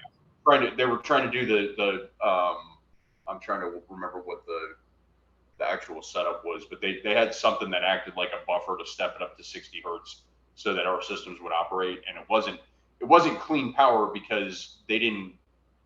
It wasn't. The rest of the world doesn't use electricity like the United States does. Correct. Mm-hmm. Yeah. We treat all power like it's going to be running a data center. They're like, hey, we're just glad we have the lights on. Yep. Yeah. You know, from this time to this time. After that, no, that uses fuel. We're going to cut that off. Exactly. Yeah. Yeah. You know, did I say enough about USIA though? Because one of the things with that was synchronization of messaging, right? And synchronization of efforts. And the whole basis of IO is deeds, words, and images. All right, either for your positive audiences or changing the perception of your enemy audiences, right? Or doing something to you that you don't expect within your decision making. And if you can't get congruent on strategic, operational, tactical messaging, then we've got other work to do. I mean, we blow shit up very well. Yeah. We can kick ass like no one. But as I said before, we've been fighting the last few conflicts since Korea, maybe, with one hand behind our back, and that's our strong hand. And you can't, and it's hard for my soldiers and Marines and airmen and seamen and Coast Guard people to operate in that environment when you know you're on the ground and you know that, dude, I'm handcuffed, man. My execution order in Iraq said no cyberspace operations except on the country of Iraq. Are you fucking kidding me? Are you kidding me? Well, I mean, and that's part of what I mean when you talk about like a mental disconnect. When somebody sits down and they write the rules of engagement and they're like, they completely ignore what your adversary is going to do, but they're more than happy to give you your rules. Oh yeah, handcuffs for days. You know how many arguments I've had with lawyers over and country of Iraq. I can imagine. Country of Iraq. I got in a discussion with a lawyer over the country of Iraq. And that's a whole different, and I can't even give you half that discussion because it's classified. And there's shit still going on that I put in for that is still going on over there. Okay. And let me tell you something. Okay. I'm gonna shift the discussion real quick, but you'll know what I'm talking about. So if you think that I could, let's just say I just deployed to Venezuela, and I didn't bring like a server with me in order to cause some kind of chaos within the country of Venezuela that I own, that I could funnel shit through. See where I'm going with this? Otherwise, yeah. You might as well just strike through cyberspace operations, because I can't. But I can tell you this, that I wrote a lot of plans for cyberspace operations, and some of them got used later on. But here's the thing. here's what they told me when I went to God, what do they call the perfume palace place, whatever, when Odierno and the like were there, the higher ups. It was those in charge of Iraq. I would go in their office. I would go to the J39, the cyber guy, and I would go, hey man, I got legit shit here I could be doing. And he's like, yeah, just keep writing those con ops because they need to see a need for the capability before they'll grant you the ability to do shit. Does that make sense? I know it doesn't make sense, but that's what they were asking us to do. Yeah, no, I'm stack of con ops that I turned into, fucking MNIC, whatever the fuck they were called. Anyway, where the 4-star was. So I'm turning this stuff in. Maybe 2 of those con ops got used. Wow. Talk about frustrated. Now, is it because they can't see the like the BDA that could come from that? Like that's a hard metric. So I believe, and you're asking me the question, I'm giving you the answer that I thought they were scared. Okay. Scared? Yeah. So for example, there was a PSYOP program activity going on. It was a TV program, and just the possibility that some kid in Colorado could tune in at 2:00 in the morning. Yeah. We're done. No more of that. Think of something else. That's frustrating. Yeah, and my first IO brothers, they were in that cycle of frustration as well.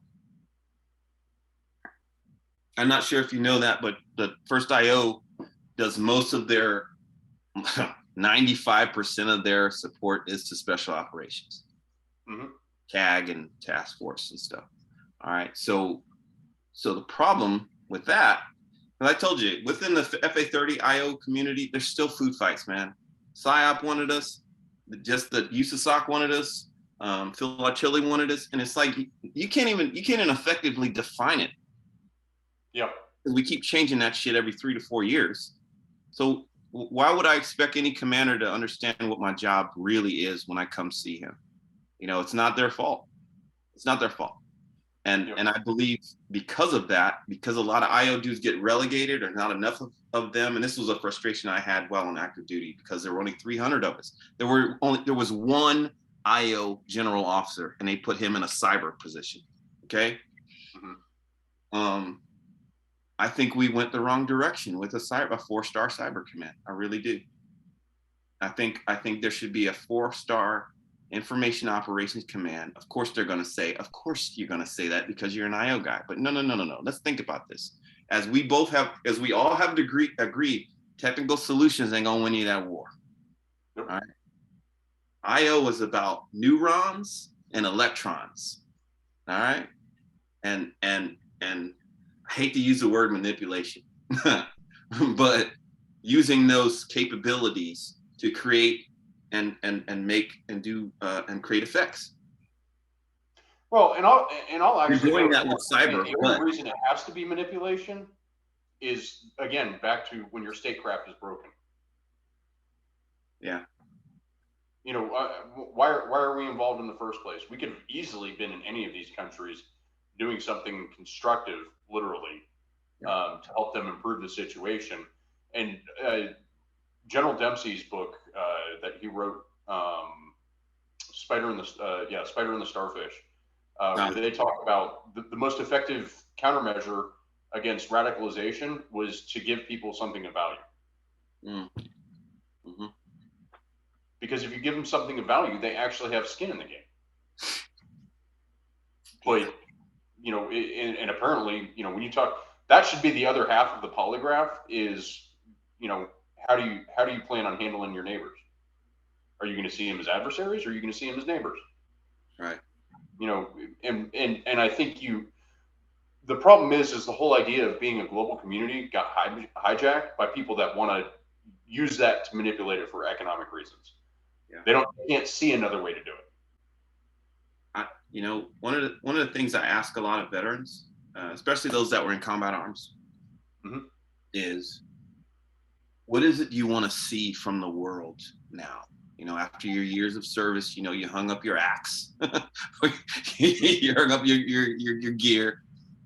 What is it that you would like to see from the world? Dude, that's a good fucking question, man. You should ask that question. Here's the answer that I get. And I hang around, some like-minded people, but they're critical thinkers, so they're going to challenge my thoughts. And I go, well, for me, as a former warfighter and contributor to, numerous enemy deaths, I don't want to see the world do that anymore. That's just me. I want to see the world work its way into peace somehow, to work itself through these issues, because it's just not worth it, man. We would get so much more out of, supporting one another and complementary efforts and learning from each other. Holy shit. We have closed the door on reaching out to our fellow human. Mm-hmm. And we've killed the concept of dialogue. Yeah, it's rough, man. When you have lives that are on your conscience, and you really think about that, the kids they could have had, the mom or dad, all that shit. You don't want to do that, no more of that. And if you do, I guess good on you. There's a place for you somewhere, but to me, that's not the way of the world. Yeah. I think the most sobering thing for me is when you look at the number of our casualties to the number of their casualties, that wasn't a war. Yeah, man. That was it. And yeah, we can being there, being on the ground, having lost friends. It's a really tough thing to look at that and just be like, I'm not convinced that we did that the right way. Yeah. And I don't put it on the guys that I went with, and I don't put it on the company commanders that led their troops the way that they led their troops. That all goes back to the politicians. Why were we there in the first place? What could you not resolve with actual statesmanship, not politics, but statesmanship, that we could have solved these problems decades ago if it wasn't for somebody's agenda? Yeah. You feel that. I think it's mostly a feeling you get after the fact, though, because it's just like Jose, when we were talking, it's like, man, I just wanted to get some. I wanted to kick down doors and shoot people in the face and jump out of planes and do all that fun shit. And I didn't think about the politics behind it. I was just like, send me so I could go get some action. I can get some. That was my accessibility. No, it's yes and no. Part of it's the training. It's conditioning. Sorry. Susceptibility, in my mind, susceptibility is what you enter with. Conditioning is what you leave with. Oh, yeah. Yeah. Conditioning, like sports, getting in shape for a sport. Yeah. That's conditioning. Yeah. Being convinced that you have to go play a sport, that's susceptibility. Right. Yeah. Right. If you don't have an answer that comes from you to why you do something, that right there is my biggest. That's where my red flag goes off. Like, so why'd you choose to do this? Yeah. And I'm gonna actually, I want to exacerbate that.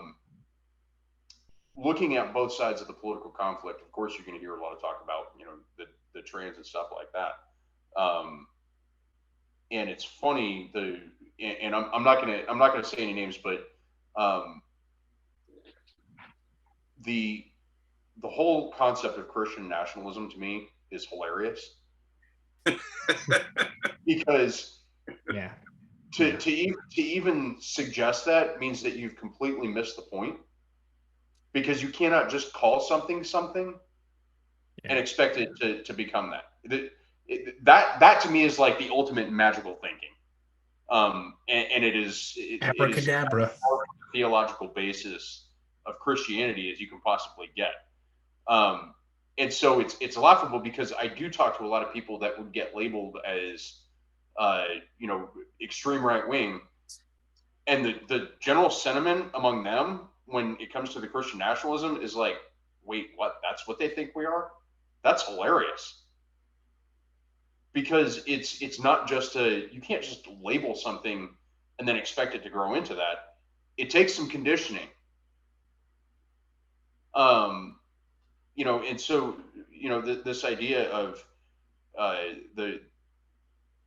am more concerned about the subversion that took place. I mean, and if I disappear, it's going to be because of this statement. But Operation Mockingbird, no, seriously, Operation Mockingbird was 80% the Christian church in the United States and 20% media.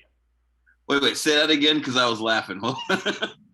No, Operation Mockingbird was 80% church and 20% media in the United States before it got uncovered. They made a big deal out of the media stuff. Nobody wanted to talk about what was going on in the churches at that point in time. So I often, you know, I've had small groups before, and this is often, this could get on a tangent, but I'm just going to say this. That whole Christian, you know, the Catholics and all that shit, and then like all the bad shit that happened. And I'm not just talking about Black slavery, I'm talking about in general, and welcoming the foreigner and having all these tenets and teachings of this religion. But yet there was still this overwhelming amount of passivity from Christians against that violated the teachings of their religion. But yet here we are. And I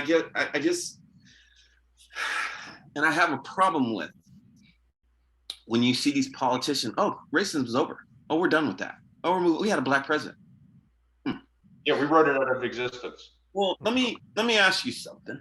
And I use those people that say that yeah, I've talked to a couple people, and I'm like, did you eat pork when you were growing up? Oh yeah, I love it. I said, well, imagine if you came to my house where we don't eat pork. And this is an imaginary scenario. But it's like, how do you think we feel about those people that eat it? Especially if you're telling me that it's bad for you. You're going to do this. Matter of fact, if you eat pork, you're going to turn into this and that and the other, and you're going to have a bad attitude.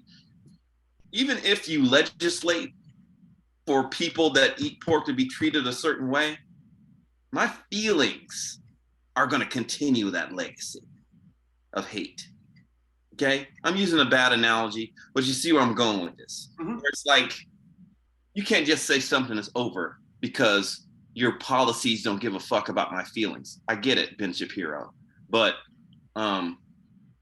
there's a such thing as institutionalization and like historic norms, right? We're not talking about like, you know, I mean, when it comes to like race, I don't like to get into racism because people think, you know, this, that, and the other, and then they get hurt feelings and all that shit. But here's the thing, it is like, no, you can't legislate feelings, but you can damn sure institute policy and create awareness better than we've done.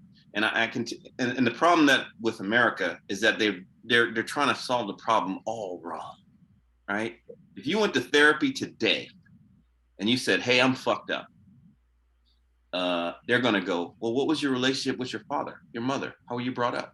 Do you have any brothers and sisters? Are you an angry person? Da da da da da da da. What's your history? Can you carry a gun? Can you drive a truck? Yeah. So all I'm saying is, and I was trying to make a really, really ugly segue into mental health, but yeah, we've got some issues in this country that we need to solve. Now, and I want to just make a little statement about that because I do a lot of talking about different subjects with different people, but I often tell them, it's like, if you think I'm complaining, look at where I'm doing service in my life. I can tell you that all the things that I complain about, I'm doing some sort of service in my life about, especially with the things I'm most passionate about, which is, you know, healthcare of veterans, PTSD awareness, and taking care of yourself afterwards and having those hard discussions. And, you know, shit, I was running a PTSD support group in my backyard, you know, because I was like, all I want to do is save one. I need one person not to go through the shit that I had to go through. Okay. And I wish that I would have done it sooner. I wish that I had mentors that were encouraging me to do it sooner, other than, you know, the machismo and the environment of like, yeah, if you go there, Now you're on that list, and now you're saying that you can't hack it. And yeah, man, it was hard because nobody in 1999, not one person after my brother got killed in a motorcycle accident and I had to go back to work said, hey man, you need to go talk, you need to go to counseling. Yeah. Not one person. They were sending me songs and shit like that, whatever. Not one person said go to counseling. Come back after 2004, my first combat deployment, because I'd been deployed to Cuba and Egypt, and then it was combat. I'd deployed 2 times other than my first combat deployment. So when I went and I came back, yeah, we had that shit. And we talked about this before, where it's like, don't beat your wife. Don't drink too much, blah, blah, blah. And it was like. Yeah, and oh, by the way, you get tracked for 48 hours. One fucking class. Yeah. One class from the chaplain talking about don't beat your wife, and some book about being married to an idiot or some shit. There's a book out. That's the title of it. What? Seriously. And he's like talking from that book, and I'm like, dude. My wife probably wrote that, but huh? My wife probably wrote that book, but I mean, you know, and then you miss people because like you're not talking to me because at the time I didn't have a spouse. You know, just hey, just let me go to my hotel so I can watch this chick flick and start crying. You know what's interesting about that is like a big, I hate using the word trigger, but I use it quite a bit. But like a big trigger for me is like people that can't differentiate passion and anger, right? And it's like when you're a passionate person and you're coming across about something you're fucking like invested in. Yeah. And you know, people like, whoa, like calm down. It's like, dude, no. And then and then they start like projecting onto you like you got a fucking problem. And it's like, dude, now you're about to send me there because I'm just, you know, I'm trying to get my points across because I'm involved in those points. And I'm glad you brought that up, man, because that's part of that. I'm a veteran. Nobody understands. I'm seen as the crazy guy. I'm you remember Police Academy? I'm dating myself. Tackleberry. Yeah. You're fucking Tackleberry. Dude, I was Tackleberry on my my college staff. Okay. One day we had a shit day. We had a terrible boss. I told you about my experience at DISA and others, but whatever. She was one of the worst bosses I've ever had. Anyway, she came in and just railed us, and then she left, and we had work to do. And I was like, well, you know, at least nobody's throwing lobbing grenades at us. We should be good. Look, 85 to 90% of the staff was female. Okay, never been in the military, cush jobs, whatever. Their eyes went like this. I was like, well, what? Nobody's shooting at us. We're good. Yeah. I don't understand. No, I was totally oblivious to that. Zero context. Oh my God. I was freaking Tackleberry that day. But it goes to that divide, man. And I tried to gain some ground, but after that it was like, yeah, well, I don't think we're gonna talk to you. You know. Right. Yeah. And so yeah, my journey with mental health, man, it was a rough one, man. It was a lot of self-study. It was embarrassing. There was a lot of shame, especially as an officer. You know, when you're sitting in the waiting room and everybody in there, E3, E4, E5, you don't see no officers that are having issues. Well, I can tell you that they are. Yeah. Right. Yep. And you know, that dude that blew himself away in the parking lot, and there in Kansas, I think he was in the VA, in the parking lot of the VA. I worked with a dude. You know, and it's just, I'm happy about how they approach it now. I just don't know, and you know this as well as I do, and it's kind of like that whole thing, like we were talking about racism and policies and Jim Crow and all that kind of stuff. It's like you still have the dude, the section sergeant, that's like, you ain't on a fucking sick call. You got a job to do. Yeah. Sick call for what? Well, you know, mental health. Get your ass back down there in the line. You know what I'm saying? And you got to have the whole team on board. You know, I think one of the things that I deal with sitting on the board of directors for a 501c3 that wants to talk about mental health is, yeah, where are the other officers? Where's the general officer that's going to come forward and say, hey guys, I had my shit too. Let's talk about it. This is a thing. You just don't see a lot of them. Colonels, general officers coming forward. You say, yeah, it's a thing, and I experienced this, but you don't have a lot of examples of it. Now I do, because I've known some of these dudes, like an SF officer who used to go up to upstate New York from Fort Bragg to see a psychiatrist so nobody would know about it. Go on leave, go see your psychiatrist, come back to Fort Bragg. Because he was afraid of, getting a bad report. And we got to get away from that, man. But yeah, I think one of the big things like in the military is, and I've just come to recently learn this on how I view like peers or individuals I have to interact with, is like everybody has a predetermined capacity for certain things, right? But when you enlist in the military or become an officer, that capacity is to the max. It doesn't matter what your actual capacity for sustaining certain things is. You are expected to perform at this level regardless. It doesn't matter. And I still look at people that way because, I felt like I was indoctrinated in that. Maybe I have a high capacity myself. So like, I have to realize that people around me don't necessarily have my capacity. And that's fucking difficult, right? Yeah, it is. I mean, it's difficult because it changes the way you interact with people. I always, I'm involved in a family business, and I luckily work, with my mother and father. And I joke with my dad, I give him a hard time all the time, but I'm like, you don't have the gears I have. You have low gears. I have high gears. Like we're not necessarily compatible to work around because all he wants to do is slow me down. And all I want to do is get it done so I can actually slow down. Yeah. And that's a hard thing to do for people. But when you sign up and you go in and you're in a team environment, your capacity is at this level. It doesn't matter. It's here. It doesn't matter where your actual level is at as an individual. The team's level is here. And that's not true. So when individual soldier, Lance Corporal Private PFC needs to go to sick call because he's in the dumps, like we're like, nah, hell nah. We got to go to range, or we got to field out, blah, blah, blah. And it's like, dude, that's not right. But also, is it wrong though? Right.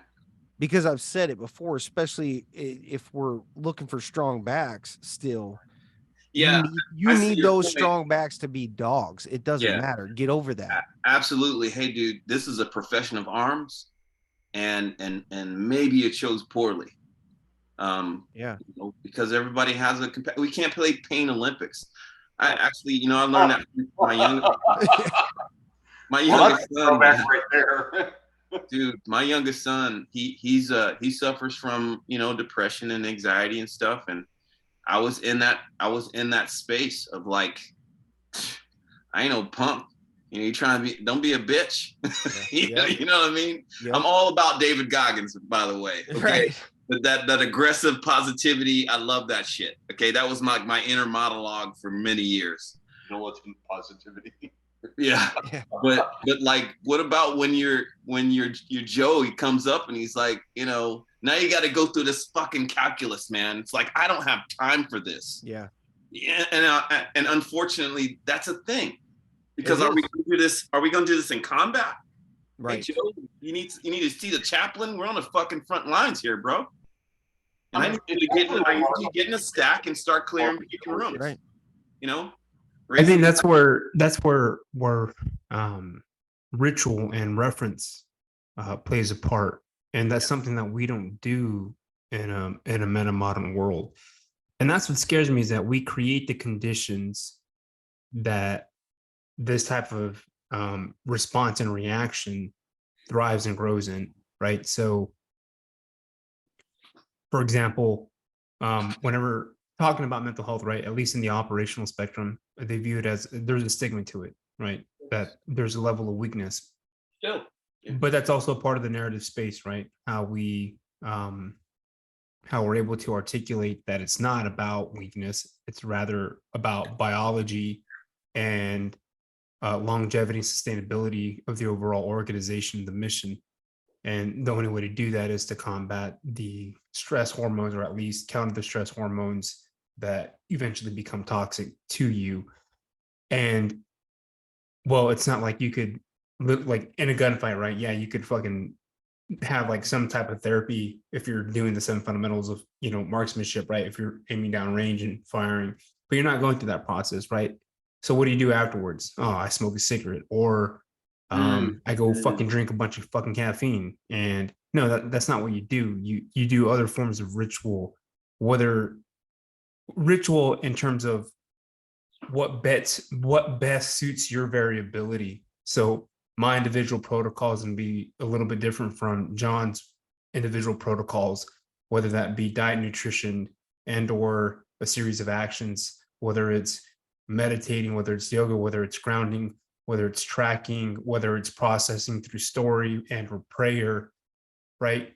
And as a result of the current conditions where we're censoring and we're cutting off massive amounts of what could potentially lead to radicalization or extremism, we no longer have those reference points. And so like, take, for example, the whole Christian nationalism, right? So how is someone who's a young buck coming up into the military, or even just you know, in general, is supposed to acknowledge that, like, oh my goodness, I have to have a certain level of respectability and have to be limited to the amount of faith that I can portray before it's viewed as something as pathogenic. So the conditions and the reference and the rituals that allotted us the ability to overcome a lot of this shock trauma or this human dimension get sidewinded as a result of the current adversarial and the current domestic capabilities of, again, you know, using tech and software to almost eradicate all of it all. So it's like it's a vicious circle of how do you accomplish that mission? And I think looking at it from the procedural, the mechanical percept of how we've been looking at it through a lens of only 20 years is not good. So what do we have to do? Well, that's where complexity science comes in, right? You have to decompose and recombinate so that you can gain granularity. And doing so requires massive amounts of introspection and education into what this question is, right? Like, what are we? Who are we? This ontological sense of self, right? The study of who we are and what that means, especially in today's sense, like what is a man, or what is it to be this biological creature that has, you know, dick and balls. And we're not doing that. We're actually just cutting off, literally and figuratively speaking, we're cutting off all these components that make us who we are and give us the options to not unbecome. And so this is why I think a lot of people get thrown off whenever I speak about mental health, is because they don't want to look at it in its complexity. And that complexity is only compounded as a result of the conditions that we're creating, not just politically, but within our own communities. We're attempting to use temporal limited percepts to, and not, you know, this is not a general, I can't blanket it all, but we're using a very short interval solutions-based approach rather than looking at it through its entire historical sense. And you can't do that moving forward. I mean, and we haven't even touched on the epigenetic and the genetic component of what's driving us right now, and how much of that is actually artificial or created through this monopoly of manipulation, right? So if our tradecraft is shit, right, and we have to use manipulation, what impact is that manipulation happening where it's now intergenerational? And so we get in this other vicious cycle where it's like, not only is our food horrible, not only is our thought process horrible, not only is our institutional viability horrible, but now we have this package in us that's horrible. And what do you do with that?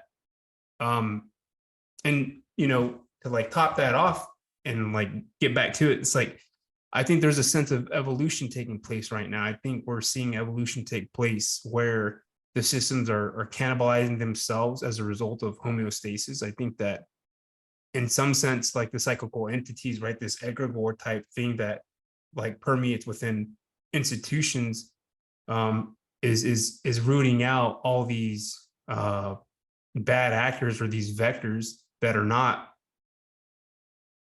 creating good outcomes or positive outcomes. And I think some way, somehow, that this whole entire systems of the United States is leading toward a kind of like cleansing on its own. And I think, yeah, you know, I think me and Nate, we talk about this a lot. There's global implications as a result of people, as a result of the United States not being pliable to a new way of global thinking. And so there's forced measures that are taking place. And what is that? It's digitization. That's these odd anomalous things that have now permeated and become gamified in order to leverage entire populations to thinking in a differently radical way. That means the destruction or the revolution of certain political parties and or their clergy that, you know, that give them the fire.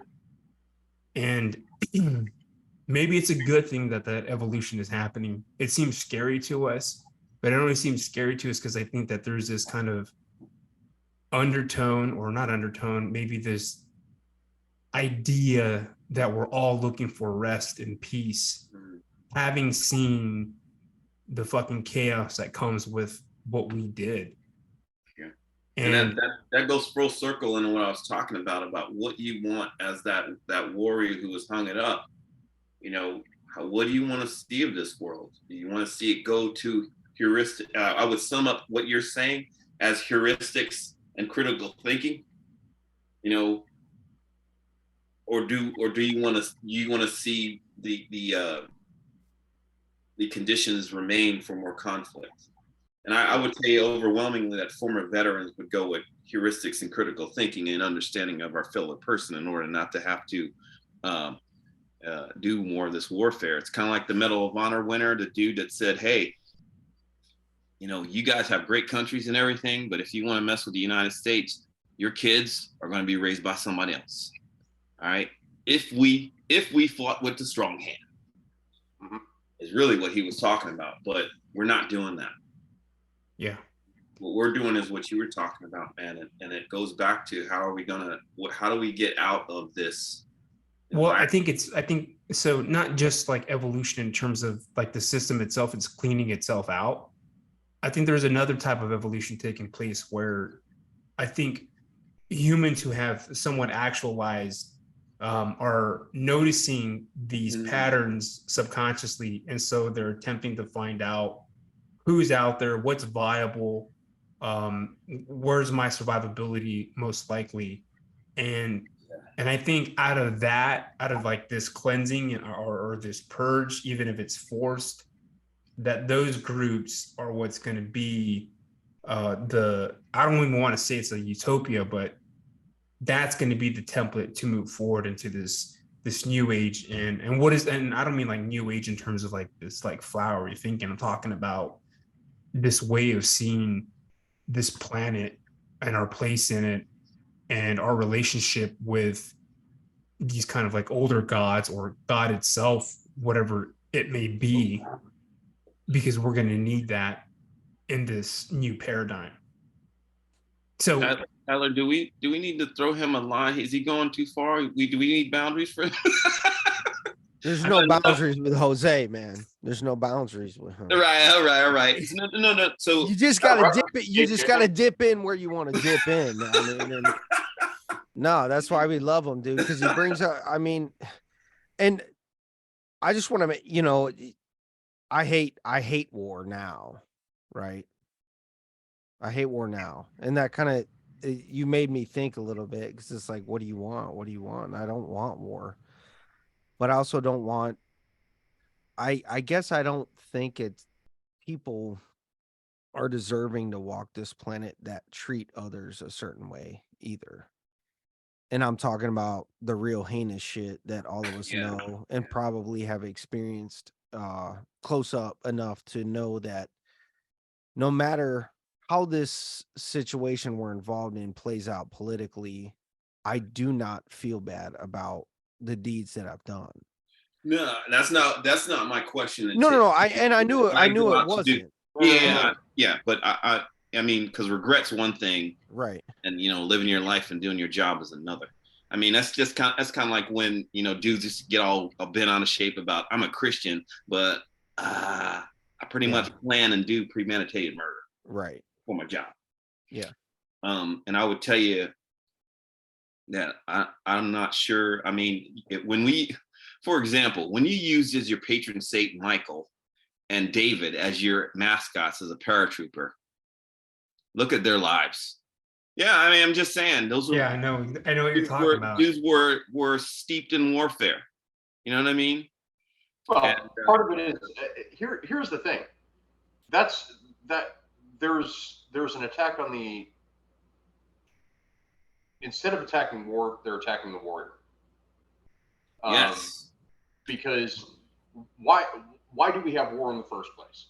It's a conflict of values. That is the final result of value resolution between two conflicting parties. Yeah. And this is part of the reason why I say we're not going to fix it with politics. We're going to fix it with statecraft, because statecraft searches for a resolution between two conflicting values. And it's either in real statecraft says we are either going to find a win-win solution or we're going to find a no-win solution. But you understand that if it comes to conflict and having to choose one over the other, we, like you said, we've had the strong hand tied behind our back because we're not playing it like it's a value resolution. That's what we've told the world for the last 60 some years, is that all of this is meaningless. We're not actually searching out any value in warfare. We've spent warfare like it's a commodity when it should be. Warfare is sacred. Warfare is when you say, this has reached the point where what you are doing is so in conflict with my values that if I don't stop you from doing this, you're going to destroy that which I value. And I think, Jose, that's probably why you had a problem with describing what we've been doing the last 20 years as wars. Yeah. And it's spot on, where it's like, it hasn't been, man. I mean, it's like me doing jiu-jitsu on a guy that doesn't know shit about fighting. It's like, I'm going to win. But at that. It's like fighting a midget. Yeah. And then you go, okay, because you're a midget, or a little person. I'm sorry, I don't know what the safe words are. We love them. We love them all shapes and sizes. We love them. Because you are a little person, I'm gonna now take a knee and try to fight you. And it's like, why? I actually heard this from a little person. So the way that I'm saying it was literally, if you fight a midget and you lose, you're going to look like an absolute. He goes, but if you fight a midget and win, I'm still going home with her. Yeah. Because now you look like a real asshole. Yeah. Well, look, if that little person wasn't talking shit, let me stop. All right. No. That's the reason why I say it that way is we picked the last 20 years of fights, the last 40 years of fights, the last 60 years of fights with countries that we should have militarily dominated, but we didn't have the will to dominate. Because if we had the will to dominate, that would make us really reflect on why we were there. No, we were there casually. We thought that was just we were shocked at the numbers of that we lost in Vietnam because we weren't expecting it to be a conflict. We didn't go into it seriously. Yeah. And that's not on the warriors that went there. We didn't go into Iraq and Afghanistan. We We went in to roll through like a drive-by shooting and ended up there for 20 years. Mm-hmm. That was we went there for vengeance. Yeah. Let's be honest about it. Yeah. And it's sad that the unification over 9/11 got played out in vengeance theater. Yeah. Dude, and I don't want to get into how we pulled out of both Iraq and Afghanistan, but I can tell you that I think we dishonored ourselves. We dishonored them. We let them down. I know of several people that died as a result of us just as a turnover of authority and relinquishing, the area of responsibility to 1st Cavalry Regiment, who did not want to cover down on our previous interpreters and protect their families. And they died as a result of it. The other thing we were doing in Kuwait when we were having our funeral service was we were raising basically a GoFundMe for the squadron commander's former interpreter and his family, because he'd been killed and his wife and kids are now fatherless. And oh, by the way, some are still being hunted by, because are we going to protect them? No. Did you do a presence patrol beside their house or some shit like we used to do? No, because you don't care, right? Because that's not your person. You brought your own interpreter. Which we treated them as much as a commodity as we do our veterans. Do that. We don't actually understand the value of warfare. Not that it's something to be sought out. Yeah. But that's that challenge coin that you understand that when you spend this, there's no coming back from this. Yeah. Yeah. That's a blood debt. Yeah, man. So we don't talk about those things. We don't talk about and even the dudes that do know about that, it's hard to talk about. Because just psychologically, just knowing that, where it's like, a dude died because he translated for us and we pulled out. And then the next unit didn't feel like protecting him. Yeah. How much of that shit happened? Oh, I don't even want to fucking imagine. I don't even want to imagine that, because it's fucking, a guy has nothing. You're like his hopes and dreams rest on our shoulders, and then it's just like, oh, you know what? Change of plans. Peace out, dude. Good luck. And then it's like, motherfuckers in your community don't remember, and half of them will probably rat you out if bad guy shows up to the door saying who's fucking helping the Americans. Like, and while we're on this whole thing, and I know it goes a bit negative, but I'm gonna say it anyway. When I'm thinking about those that have passed and been killed, and the interpreters and the local nationals that were genuinely trying to help us, and like we pull out of there and like leave that shit in shambles, it's kind of like, man, that's the shit to me. That's the shit that keeps me up at night. It's not necessarily a soldier who is doing his job who gets killed. That is a tragedy. Don't get me wrong. But he was doing his job. This dude decided to work with the military and help us do our thing in a place that he recognized he wanted his community to be better, leaned on us, and we abandoned him. That is some serious shit. Because I'm a very loyal friend, and I have a very small circle. If I meet you and you tell me you're going to do something and you don't do it, I'm probably done with you. All right. How many countries around the world are done with us? Because they're wiser than the other ones. It's like, I'm not asking the United States to do anything. Did you see what they did to those guys? Yeah. Yeah. We look at the last 60 years and you have to laugh at people that are like, well, I don't understand how BRICS happened. Really? Yeah. Okay. Yeah. Yeah. Like I said, man, I don't really know where we go from here. I have a list of like things I write in my book about on solutions, how we can fix education, how we could fix, politics,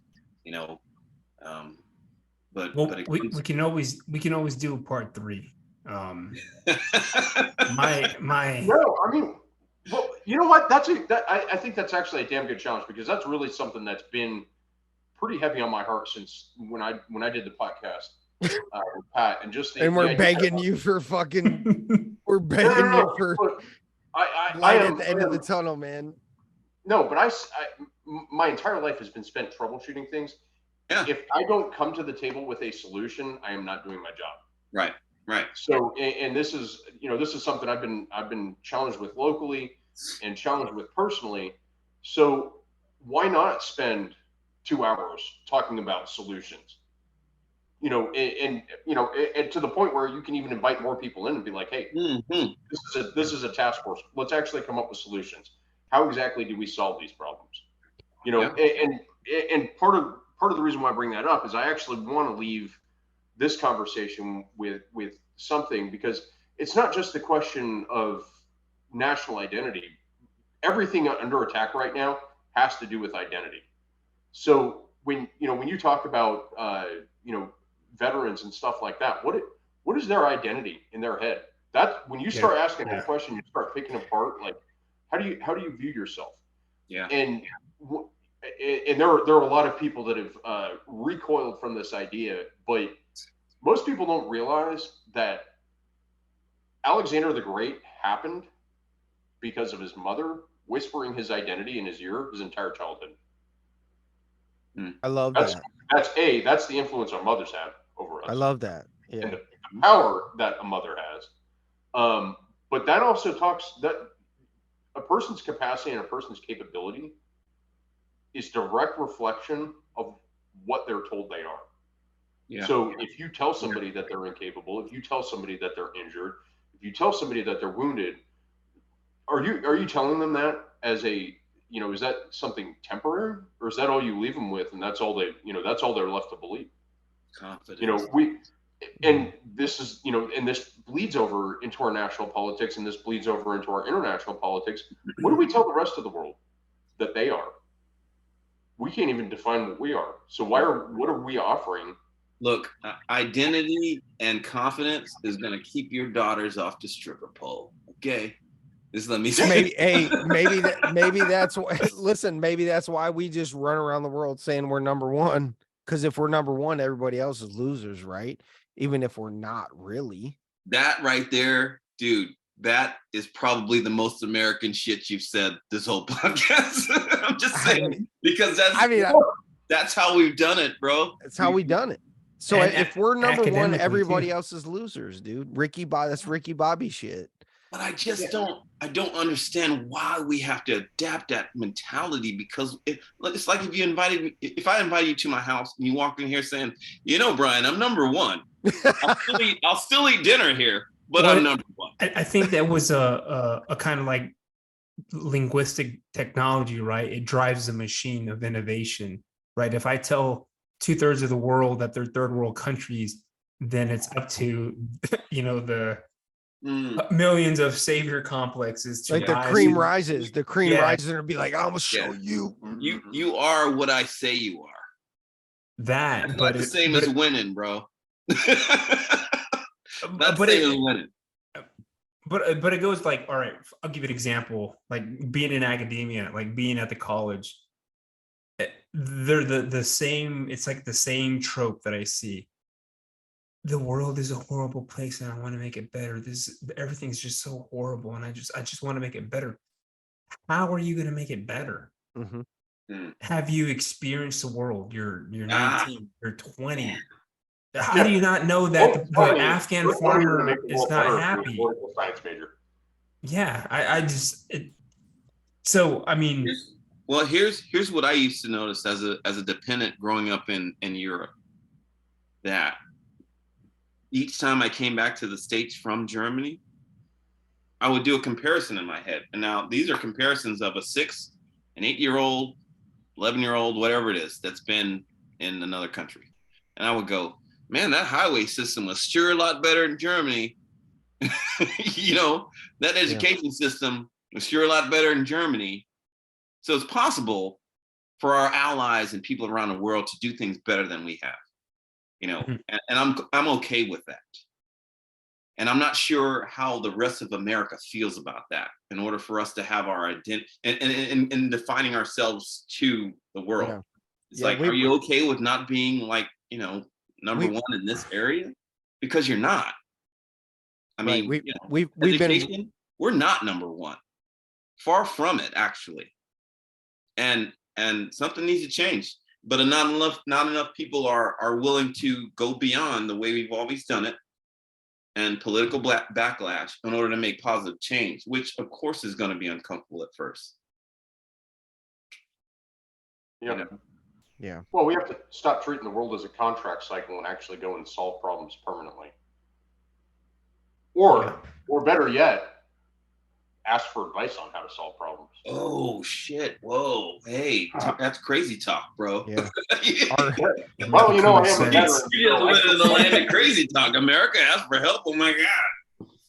Yeah. No, but like, you know, man, I will harp on this all day long. But when we talk about, like, you know, if you want to make an impact on the world, how are you meeting people's needs at the local level, at the, you know, state level, you know, whatever. But when you talk about solving problems, what are you doing, not just to alleviate pain, but to remove the existence of something that prevents somebody from reaching their highest potential?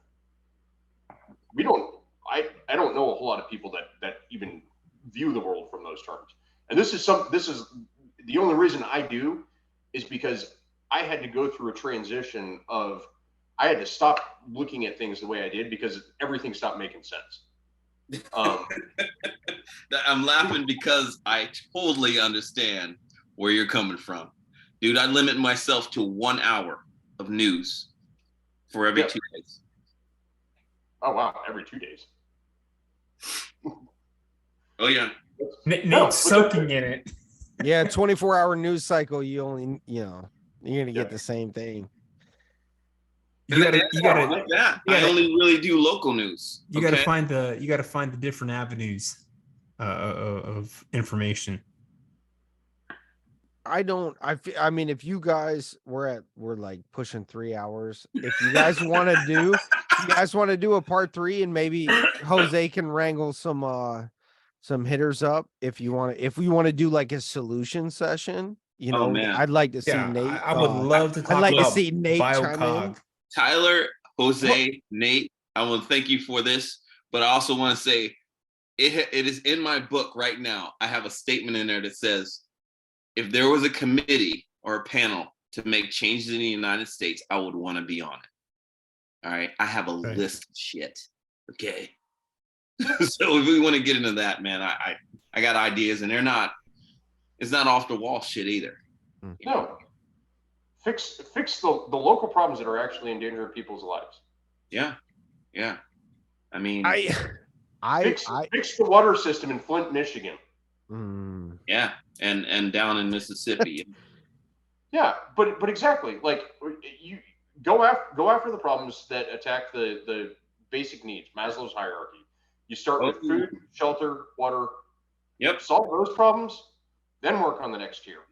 Work on the next tier. Yeah. But, you know, it's and fix them permanently. Don't make it a contract cycle so that you can hang around as the, you know, don't go installing stuff so you can be a plumber. Yeah. I mean, if we were getting to solutions, the trades in high school needs to come back. Yep. It not only needs to come back, but it also needs to be modernized. Yeah. I would go as far as this, and I'll give you an example. When I say, you know, when we start talking about like a document like the Constitution, which is supposed to be malleable, but yet we don't look at current conditions and practically apply it. Like, you can't practically apply certain things in the Constitution to society right now. How am I expected to get if I murdered somebody right now, do you think I'm going to get a free and impartial jury 2 weeks from now, after it's been on a news cycle 24/7, whatever? Okay. So that amendment that covers a free and impartial jury or speedy trial and all that shit, that is irrelevant now. Okay. How am I going to get an impartial jury in the state of North Carolina if you decide to try me here, which is usually how that works? So how much money do you have? Well, see, see, there's that, right? And that shouldn't even be a question. Yeah. It shouldn't even be part of the issue. It should be, you did a crime. Our Constitution says you're entitled to a free and impartial jury. Hey, well, is that possible? Because everybody has one of these jokers, and they probably know what your name is. You know, face recognition like in the courtroom. That's how they tracked you down in the first place. Yeah. Well, yeah. We went and checked your social media account. Apparently, you have a manifesto. So. No, but seriously, but we didn't find that out till after the fact, though. Right. You know, with all I'm saying is we need to take a practical look at the things that were written and was designed to be changed, and then let ourselves make that change. And we spent most of our time trying to reinterpret what the words literally mean, not how they were interpreted. But you know, all men are created equal, and we had to, you know. They had to argue for how many years over who a man was. And then they had to extend that, you know, okay, well, yeah, gosh, that might include women too. You know, and then, you know, and now we're at the point where, you know, now we're going to go back to arguing over what is a man or a woman. Oh my God, I can't. I'm not. No. But like, why can't the stuff that doesn't need to be changed? That's actually where I take my biggest beef with people is, no, why are we even arguing over who rights apply to? If it applies, you know, I'm gonna get worked up on that one. Okay. Yeah, so we can wrap it up here, but I feel like I don't know if this was a joke, but if it wasn't a joke, we should probably get into it if we do another one. We need to do another one about blackmail inflation, because this T-shirt idea we never talked about. Oh yeah. So like, I'll send you a link to the lecture on it. As long as send me those lectures. No, I want to hear it from you, but I'm like, he's like, let me go put this shirt on, and then it's like, ask me about this. No one asked him. And we did three fucking hours. Nobody asked him, dude. Like, oh shit. No, I mean, Jose did technically. He's like, oh, wait, hang on. You got to tell me about this. Yeah. No, blackmail inflation. I'll make it real simple. And then Jose is going to share the link and everybody's going to become a epistemic terrorist. Yeah. No. So so going back to like people that have leverage on politicians, and we know about Epstein, we know all this other stuff, right? So that's all blackmail. Mm-hmm. Well, guess what? That is the commodity for how shit gets done behind the scenes. Mm-hmm. So if you want to fix things, you go after their commodity. Only it's not just about like, you know, oh, we're gonna stop people from doing this. No, you got to make it toxic. So if you've got something that holds value and is traded freely, then you go and make counterfeits of it. Only if you really want to be subversive about it, you start an insurance agency that makes those counterfeits for people as insurance against when they get blackmailed. So that they can come back and say, oh man, you know, that looks like I did a really heinous thing, but I got 100,000 other copies of me doing similarly heinous things that are, that's all computer generated. It's all deepfake. So man, what I have just done is Genesis 6, dude. I have introduced the idea that somebody that's blackmailed can go and deepfake their innocence. And what is that? What happens? Now their handlers have to figure out whether they're going to hold that asset or swap that asset until that asset gets smart enough to do something about it.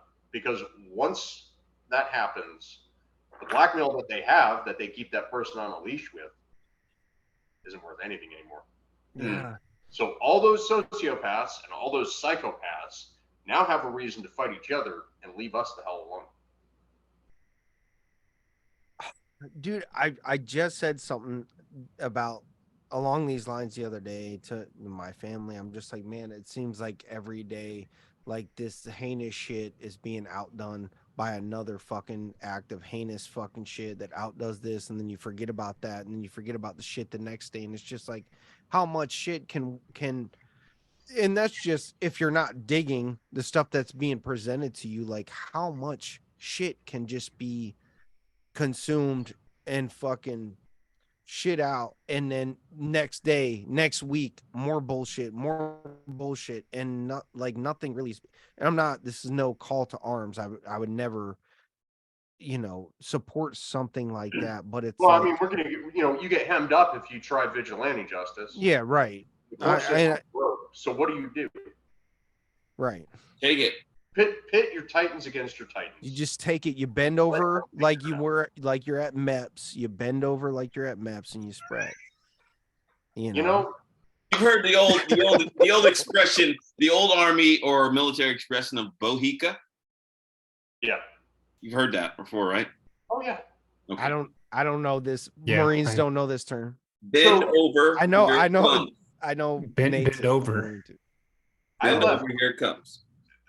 I have. Let me give you context on my thinking process. I left the Army at 15 years because I had a sergeant major that retired that came in and said, "Hey, can I talk to you for a minute?" He's like, "I know you're frustrated.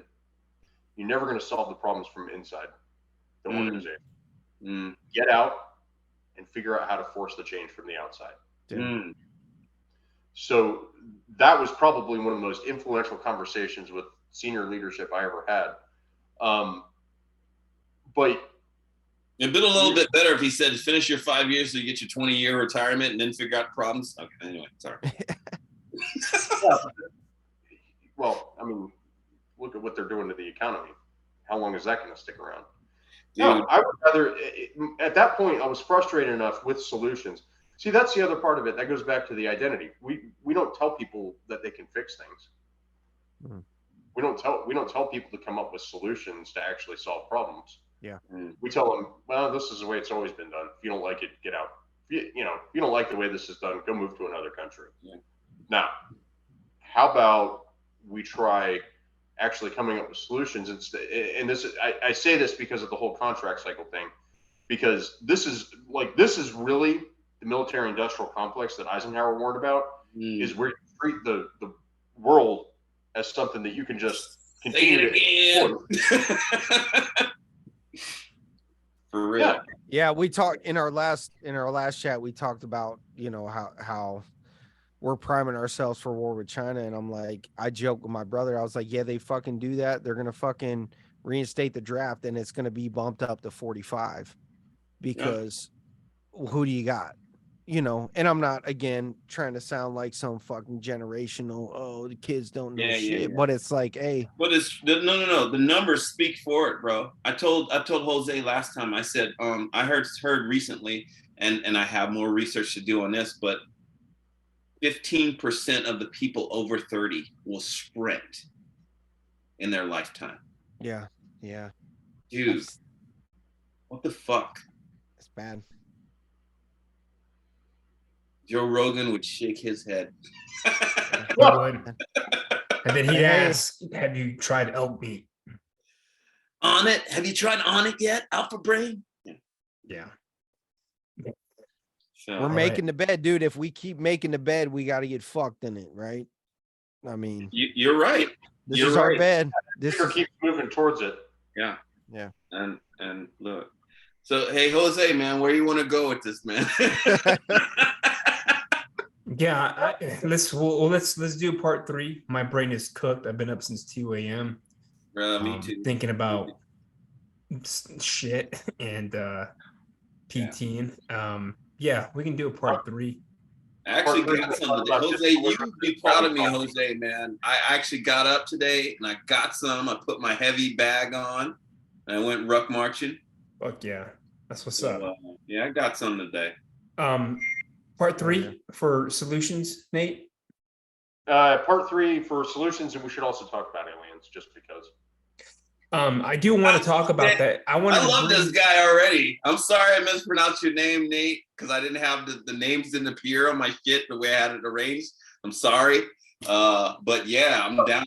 You know who if you're allowing it, I'm down. Dude, Nate, I told these guys last time, I went to the end of the internet when COVID was going on over UAP, UFO shit. I've seen it all. I read it all. I mean, like, I'm ready for this.